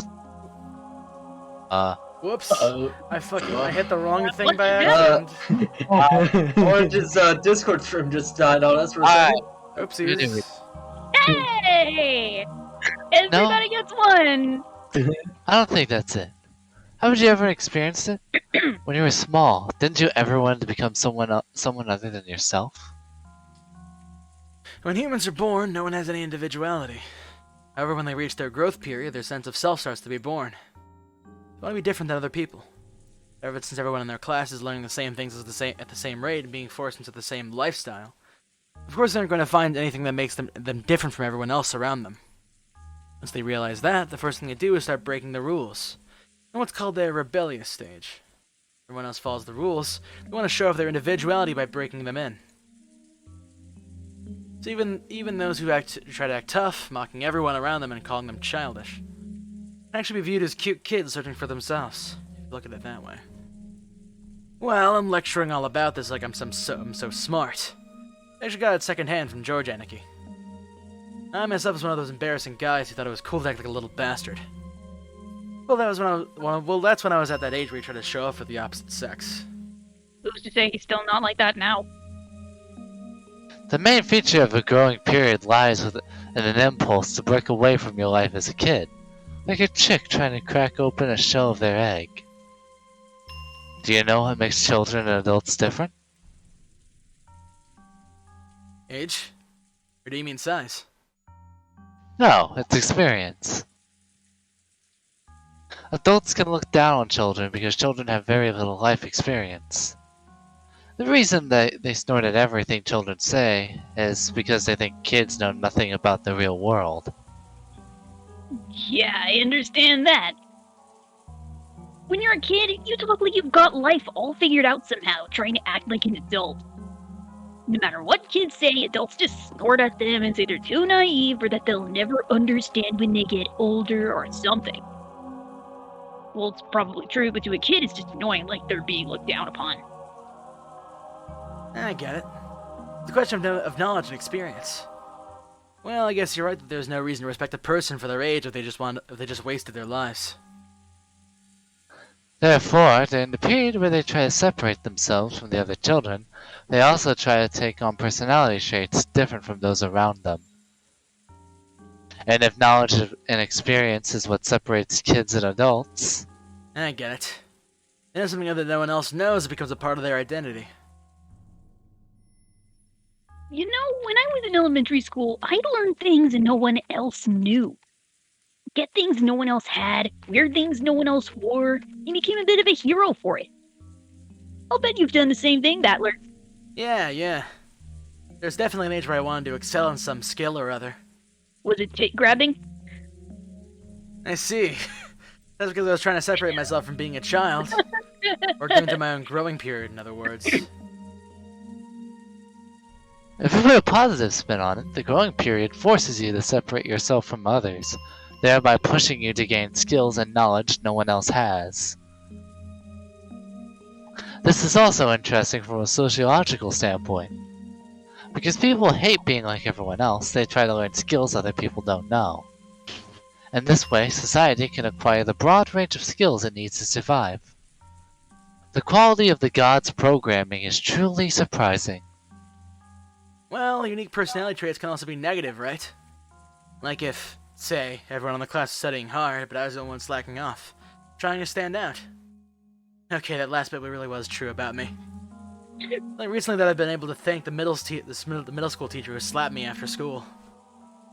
But, well, I tried to jump over things that no one else could. Sprint as fast as I could, trying to lap those guys with good grades when we did a marathon. I just felt like doing it. It was in my nature that, if I couldn't study well, at least I could get back at them by exercising.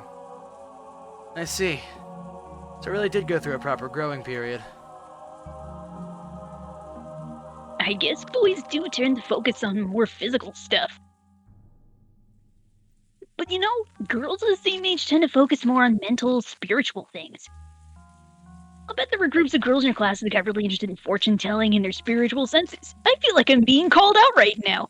Yeah, there were. They'd come over asking for my sign and my blood type.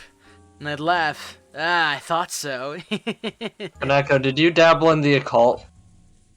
That's such a Gemini I will thing to say. confirm that I did have a stack of tarot cards. I will not confirm or deny anything else. Hey, she's just a fan of JoJo. Did you ask anybody what their star sign was, Umineko? I thought it was Persona. Yeah, guys. I need to wake up at 7 for my job, so is there any chance we don't go too much further? Yeah, I gotcha. We'll try to find a nice little stopping point in a bit. Do you know when the chapter break is? No. I don't actually know where it is. Just give it a few more minutes, and then we'll stop. Don't worry. Okay. Yeah. It really got on my nerves. No matter which class you go to, girls like fortune-telling. Think whether your spirit sense is strong or weak, whether your sensitivity is, you can see the unseeable. Nothing definitely happened to me. As for your fortune-telling and spiritual senses are things that aren't taught in school. To girls, they tend to be more introverted. It's a genre that's easy to build an identity upon, and one that holds a lot of interest for them. I really feel called out right now. Just like how when boys enter their growing period, they start acting tough and rebel against adults. When girls enter their growing period, they start getting interested in that kind of thing. Well, I didn't, though. So Maria having so much interest in the occult isn't that rare among girls her age. If we accept that, I wonder if it explains that creepy dual personality thing. Actually, I think I could probably accept that explanation, more or less. As you just said, becoming an adult means gaining knowledge and experience. So to gain that, it's necessary for children to learn all sorts of things and break free from childhood. However, these are certain convenient delusions that you see often in the world of children, both now and in the past. Do you know what I mean? You see it all the time in manga and anime, right? It's kind of like that. Like you've got memories from a previous life that start to resurface. Like you're being possessed by the soul of the great something or whatever. Or it could be that a sleeping gene gets awakened. Maybe a sealed power or memory returns. There's all kinds. For some reason stuff like that's really popular at that age. Why is that? One of those examples you've just mentioned are illusions that let children immediately add to their sum of knowledge and experience. If a 9-year-old girl says she has a 1,000-year-old witch possessing her, then she gains a 1,009-year-old identity. So basically, studying is annoying. But these delusions are convenient for people who want to brag about having a skill no one else has, amazing people around them. Take your brag about something without having to work hard or study. I see. Isn't that a kid's greatest dream? Furthermore, in their desire to separate themselves from being kids, they always project an image of their ideal self. And it's not rare for that desired self to become an alternate personality. Even you, Battler-kun, probably has a slightly different personality at home and at school, right? It'd probably be embarrassing if your friends at school saw how you were at home. No, I feel like I'm getting called out. At school, you try to project yourself as you want to be, but at home is where you are your true self. So in other words, I'm changing my personality depending on the situation. There's actually an educational terminology for that. It's Jungian psychology. I was saying having multiple personalities is actually really common. A girl who's a fan of the occult might say she's been possessed or awakened. Honestly, there's some kids who change their personalities so much it's creepy. That's my favorite Fire Emblem game. And some boys do it too, right? Guys who say they've blown their top and suddenly turn into some overplayed violent character. I'll bet they think it's pretty cool, but it's painful to watch. I mean, my name is literally Battler, so I mean... let's sum this all up. Saying that even if a girl about Maria's age has a creepy second personality like she did a minute ago, isn't such a rare or unusual thing. Simply put, that's right. Identity is an important factor when building up one's sense of self. If you make fun of it, it could actually cause children to go back into their shells. So it's important to go along with them to some degree. No. Although the broad mindlessness of the parent determines whether they play along in full or not. Aniki, I can't believe you're single. Jesus, too soon! Oh my god! Battler, we literally had this discussion not 20 minutes ago. The fuck? Battler, No! my fiance is still in the shed, you fuck. Kawasama, I believe this is what they call a certified bro moment. I think this is more of a dense writing question at best. The question. I think this is a good place to stop. Yeah. So, can we start theorizing now? Okay. Yeah, I actually do want. Everyone shut the fuck up one at a time. Actual theorizing starts now. So if you want to. Okay, so Charlie, if you want to. I'll let anybody else go first. I actually do want to. The entire time. I do want to go on something Charlie said. So I think that Maria said that she has a closer connection to Beatrice. So I'm thinking that she might have directly talked to her. She might actually be able to directly hear her. That I don't think she said that she can see her. Yeah, I think she might have had a direct conversation. Well, actually, yeah, she can see her because in the garden, supposedly she can see her because in the garden she said she saw her.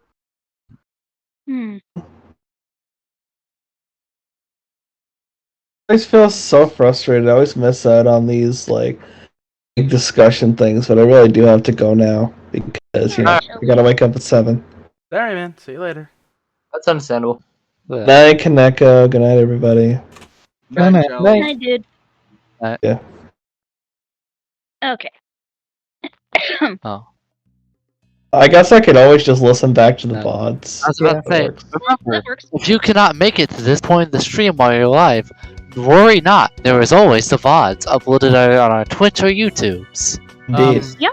I will also mention to the people who are just watching it now, if you're wondering, hey, where's session 2? I don't see the VOD for that. That's because I accidentally flashed my resume on the screen. I actually oh, go ahead. And Twitch does not let you remove any of that information. But fortunately, you can just go to the YouTube and watch it there. I was about to, I was considering asking, like, before we started, if we should probably mention that, like, in the beginning of the video. No, you're fine.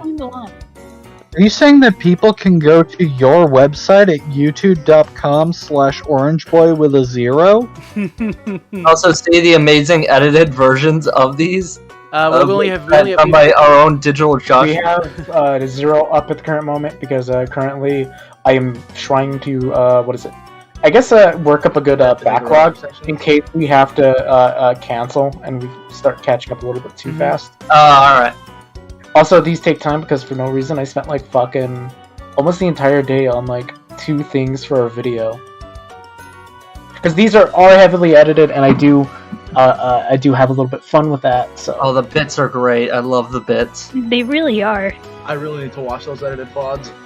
Also, to reassure anyone, they are not nostalgia critic bits. They are just moments of when we have the goofiness while reading. Do a little goofing.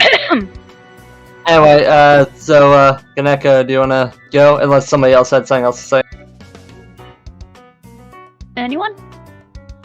I had nothing. Alright, go ahead, Con. Okay.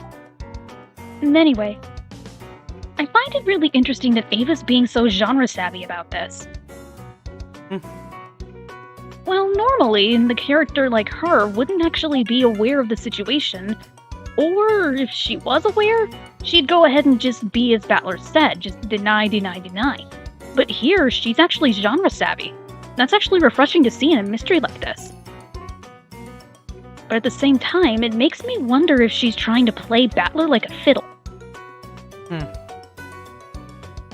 Well, it is a possibility. Ava's sarcastic. I have a note here that says, Ava being a bitch. So literally, she could just be going ahead and saying all of this, and while innocent, could still be fucking with Battler. Like just throwing him red herring after red herring? Pretty much, yeah. You think Kuma is throwing him a mackerel? Just fish after fish. A mackerel? Whoa! I also think it's actually interesting they talked a bit more about the key and the storage. That got me to thinking. Would there actually be a spare key? And if there... It does also kind of confirm my theory of more than one culprit. Somebody would have had to help carry those bodies and help get the thing unlocked. Well, it does make sense. Unless that person was incredibly strong. And there's only a select handful of few characters who can possibly do that. Do you mind sharing who you think that is?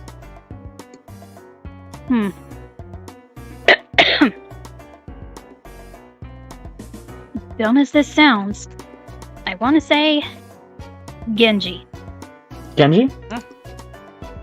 He does look strong enough for it. But I've got another theory. It could just been Kinzo. And the person who helped him may have actually been somebody else we haven't even seen before. It could have been just Kinzo and Beatrice, as dumb as that sounds. Do you have any thoughts on the bloody hand claw prints on the door? I do. Okay. Oh, go ahead. Let's hear what Con thinks first. Anyway, that actually confirmed my prior theory.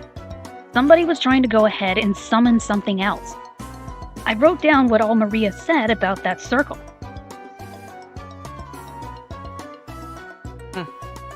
If I can... dang it, my notes are so messed up. Here we are. The circle itself is Germanic in nature. 4 kings, 4 angels, all names written in Hebrew accordingly. Surrounded by it, the Psalms 116, 16 through 17. The specific cult knowledge, which means either Genzo did do it, or somebody else with too much free time on their hands. That being said... Sorry, did you say Ginzo? It's Kenzo. Ginzo, sorry. Kenzo, alright. I wasn't sure if you actually meant Genji or if you actually meant Kenzo. I'm saying Genji is one possibility, but I'm also thinking that maybe, if what they said, the servant said that Beatrice does exist, but she doesn't have a physical body. Which does confirm one theory I had, but I want to see if it confirms another. My old theory on Beatrice actually possessing a member of the family. Follow me here. Middle of the night, typhoon's going on. Kinzo would have already known about the typhoon, and he already summoned Beatrice, or at least tossed his own ring out the window. Beatrice is already there on the island, but she has no physical body to inhabit. She's just spirit. She takes a body, one of the remaining people who are still alive, and helps Kinzo commit these murders. Applies the seal directly onto it to help Beatrice find a real body, free her from the state of limbo that she's in, and then possibly give her a physical body that can communicate with everyone. And the person who's possessed the entire time doesn't know. That person may have been Ava. She's the only one of the children left behind that wasn't dead. If I may ask, so you think Beatrice is in the body of Ava? Given how sassy Ava is and how she's literally been throwing back and forth, I wouldn't put it past. However, it could also be that Beatrice has a physical body at this point, but that doesn't add up. So, yeah, I'm saying she's possibly possessing Ava. It could be that also Beatrice will get a physical body. Well, actually, I don't know. I'm thinking that that the circle might have something to do with her getting a physical body. That's exactly what I'm thinking and what I'm saying too. You'd be exactly right. Or the circles, I should say, because are they? Would you consider them summoning circles? I would say it's summoning, and you heard what Maria said back in there. It's not a circle of summoning. It's one of breaking bonds. Releasing something. Meaning that it could be releasing it could be releasing Beatrice from whatever limbo or whatever metaphysical limbo she's stuck in. So you believe, if I'm getting this right, that that Ava is inhabiting a current body, and to I guess release her, they're using sacrifices and these circles to effectively break whatever is holding her. You mean Beatrice? Beatrice, yeah. I just had a thought. So, yeah. I just had a thought. Oh, go ahead. No, you go ahead first. Alright, it was about the bloody door. It's that Kinzo isn't around, and anybody that would be trying to get into that door, I imagine would have fucked up hands. So I wonder if Kinzo was the one trying to get inside that door, because we don't know what his hands look like. Or they could have just been severely mucked, and then they could have just washed it off, and then they'd be fine. Are you saying Kinzo actually tried to claw his way into the room? I'm thinking that could be a possibility because he's the only, because I imagine that the person doing that would have fucked up hands. I want to say something, but after Bone. I already said my thing. Okay, so what I think is the hands belong to Beatrice, and she was the one who committed the murders, and she was trying to get her way into Natsuki's room, but because of that charm, she couldn't get in. So that's why there's shit all over the knob. That seems a bit easy, though. I mean, I imagine that is why, the charm is why they couldn't get into the door, unless it's gonna be there was no magic involved after all, or some shit. Or the scorpion charm, just a big red herring. I still say that the scorpion charm prevented Natsuhi from being invaded and possibly killed in the first place. Or the one who's trying to claw out the doorknob was one of the victims. How would that make sense? Like they were trying to get away? They're just trying to get into any room. Well, oh god. It could have been Shannon. Like, oh god, Natsuhi, please help me. Like, the door's locked. I guess, like... So you mean, like, while, like, they were being attacked? I guess? But, like, they managed to get away. Like, a victim got away with, like, half their face fucking... No, well, I meant that came later. Remember, they lost their face after death, remember? Oh, yeah, that's right. Alright. So, yeah, they probably got attacked, scarpered, and made their way to Natsuhi's room to call for help. Oh, shit, the door's locked. Bam, dead.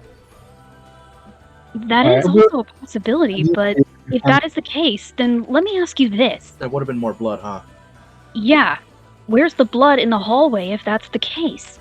Could be a blunt instrument, like a non-bleeding type tool. Or maybe they didn't get killed in Natsuhi's room necessarily. Maybe they got injured, got their hands bloodied, tried to call for help from Natsuhi, realized the door was locked, and then just ran further. There's always drugs, but I don't think it was drugs.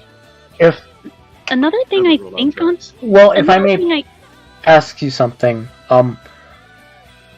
is that, like, what do you think about Battler's current position, currently? Because he's, like, saying, I don't believe in magic. What do you think about that? You think he's, like, dead wrong about that, then? I wanted to stay on the Ava and Natsuki stuff before I got to Battler. Oh, sorry. Go ahead. If that's alright. What? Anyway. I honestly think this still falls into an idea with my last theory I put out last time. Scorpion helped to prevent, or just... It feels like something like this would have been a death curse or something. But I know that can't be right. So, the Scorpion necklace could have kept Beatrice's presence away from Natsuhi. So Natsuhi was supposed to die, but was saved miraculously because Jessica had a change of heart. Wait, you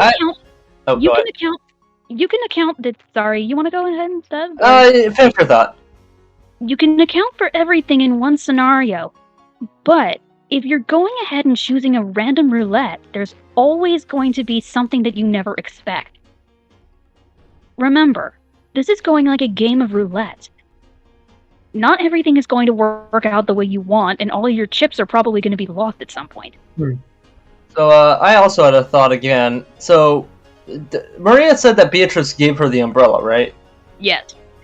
How? In what form was Beatrice? Was she physical? Did like the wind carry an umbrella? Where did the umbrella come from? I think that all that Maria said was, "Oh, Beatrice gave me it." I don't think she actually explained it that much because I think the adults were too busy like being like, "Wait, what?" Yeah, I'm just wondering like if Maria gave any details as to how Beatrice delivered her an umbrella. No, and like in what form? Like, did just a butterfly have? Was it a butterfly holding an umbrella on its legs? I think I can actually explain this. Whenever someone believes really strongly in some other kind of mostly magic or a ghost or something, they feel like it starts to manifest. What if Maria's belief in Beatrice allowed her to manifest near her? Like, It's possible. Like, you think that Beatrice actually, like, formed near Maria to give her the umbrella? Quite possibly. The power of positive. And it ties back to what I said beforehand. It all ties back to Maria actually believing in Beatrice. Her belief powers her faith and therefore makes her visible to her.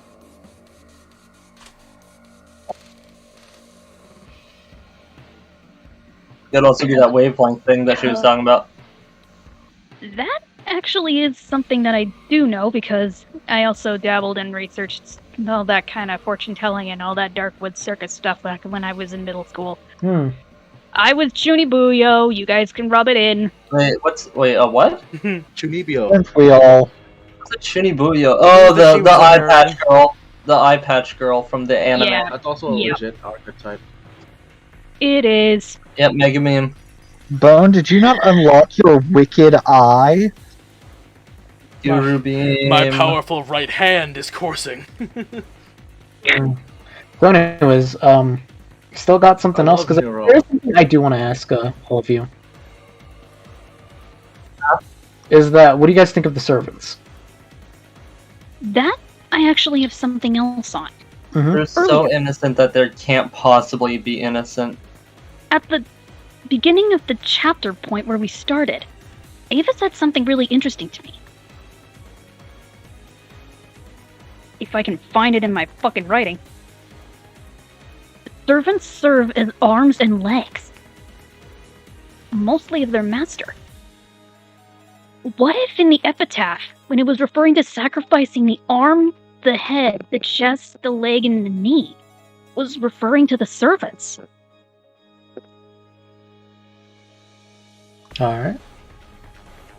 Which means Shannon was sacrificed too early. So this ritual is a failure.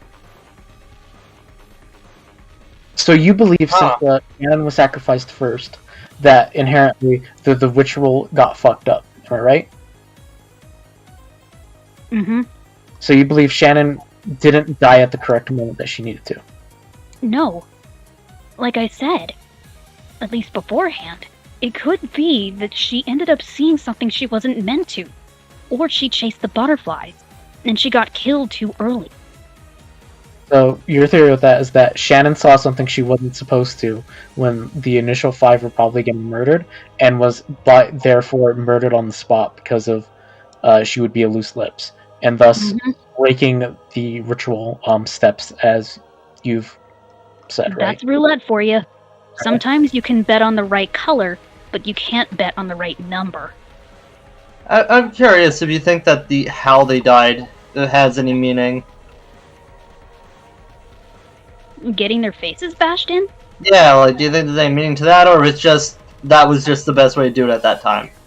Well, that was done after they were all dead. Yeah, but like, why would they do it after they're dead? Like, is there any meaning? Like, is there a reason? Did they have to get their faces smashed in, or would like a knife to the throat have worked? Or like, did it have to be bashed in by face, or bashed in face? Remember, they were dead before they had their heads bashed in. Yeah, I'm wondering if their heads being bashed in was required. What he's asking is, what is the significance of them having their faces bashed in, and like some not even having their full faces bashed in? Is that right, Baum? Yeah, like if there was any deeper meaning to why it was specifically like the face, like could like their arm get smashed for any reason, or? Well, that wouldn't make any sense. Yeah, I guess it wouldn't, but yeah. And I think I have an idea on that. What?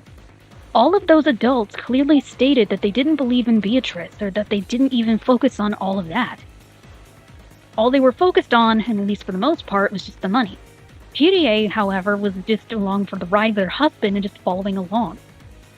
It could be that their faces were smashed in as an insult because they couldn't respect Beatrice. Like an act of hate after their death.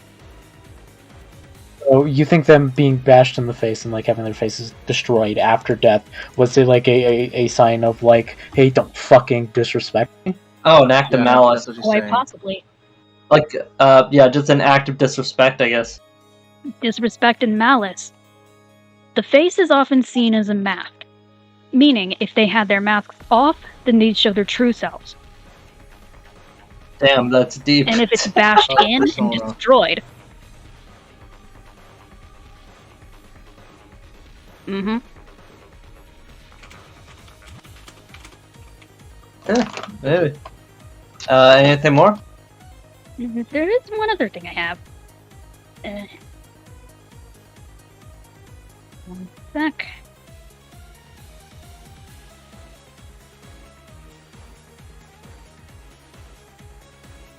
I also get the feeling that Beatrice wouldn't do anything like this physically of her own accord. She's a 1,000-year-old witch. No, she's a 1,000-year-old witch. She is elegant. She is sassy. She gives off an air, even though we haven't seen her yet, of someone who doesn't want to get her hands dirty. So she couldn't have done anything like this physically. She could just be moving the chess pieces on the board as to where she wants them to go. you think that Beatrice, while maybe coming up with these, well, maybe not even coming up with these plans, but like fucking, you think that she would not like dirty her hands? Yes, that's exactly what I'm saying. All right.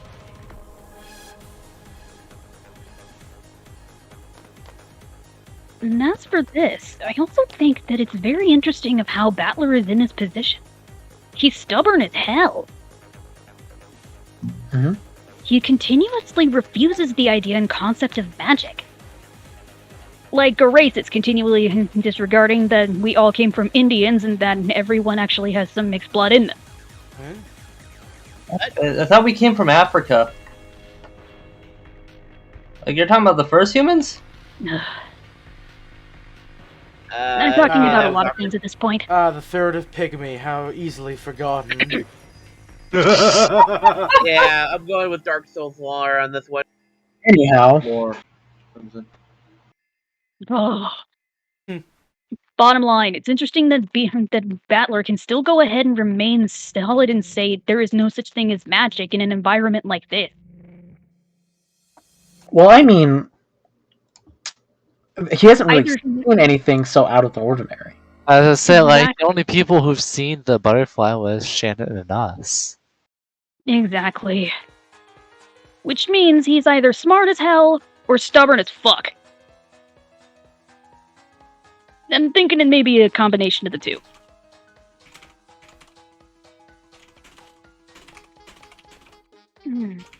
Alright.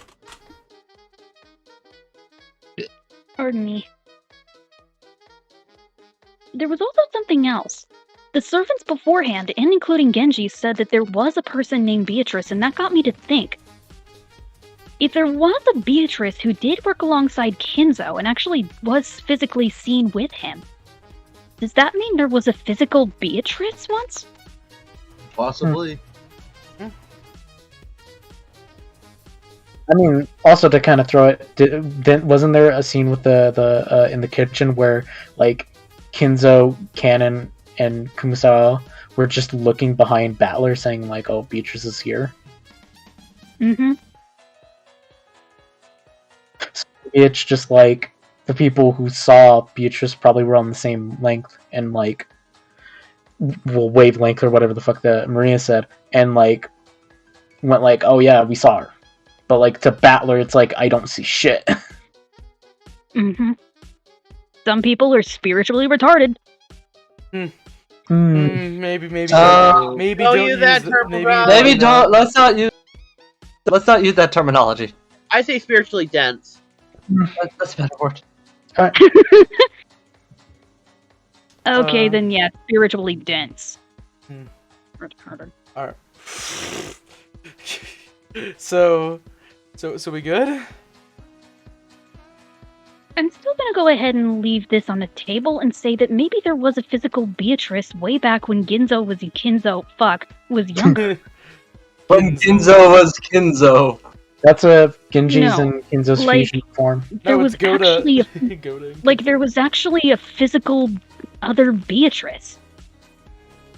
Alright. Possibly. Kaneko, I'm allowed to confirm who do you think has committed these murders? I already put out my theories for that. Once again, what was it? Ava possessed by Beatrice. And Kinzo.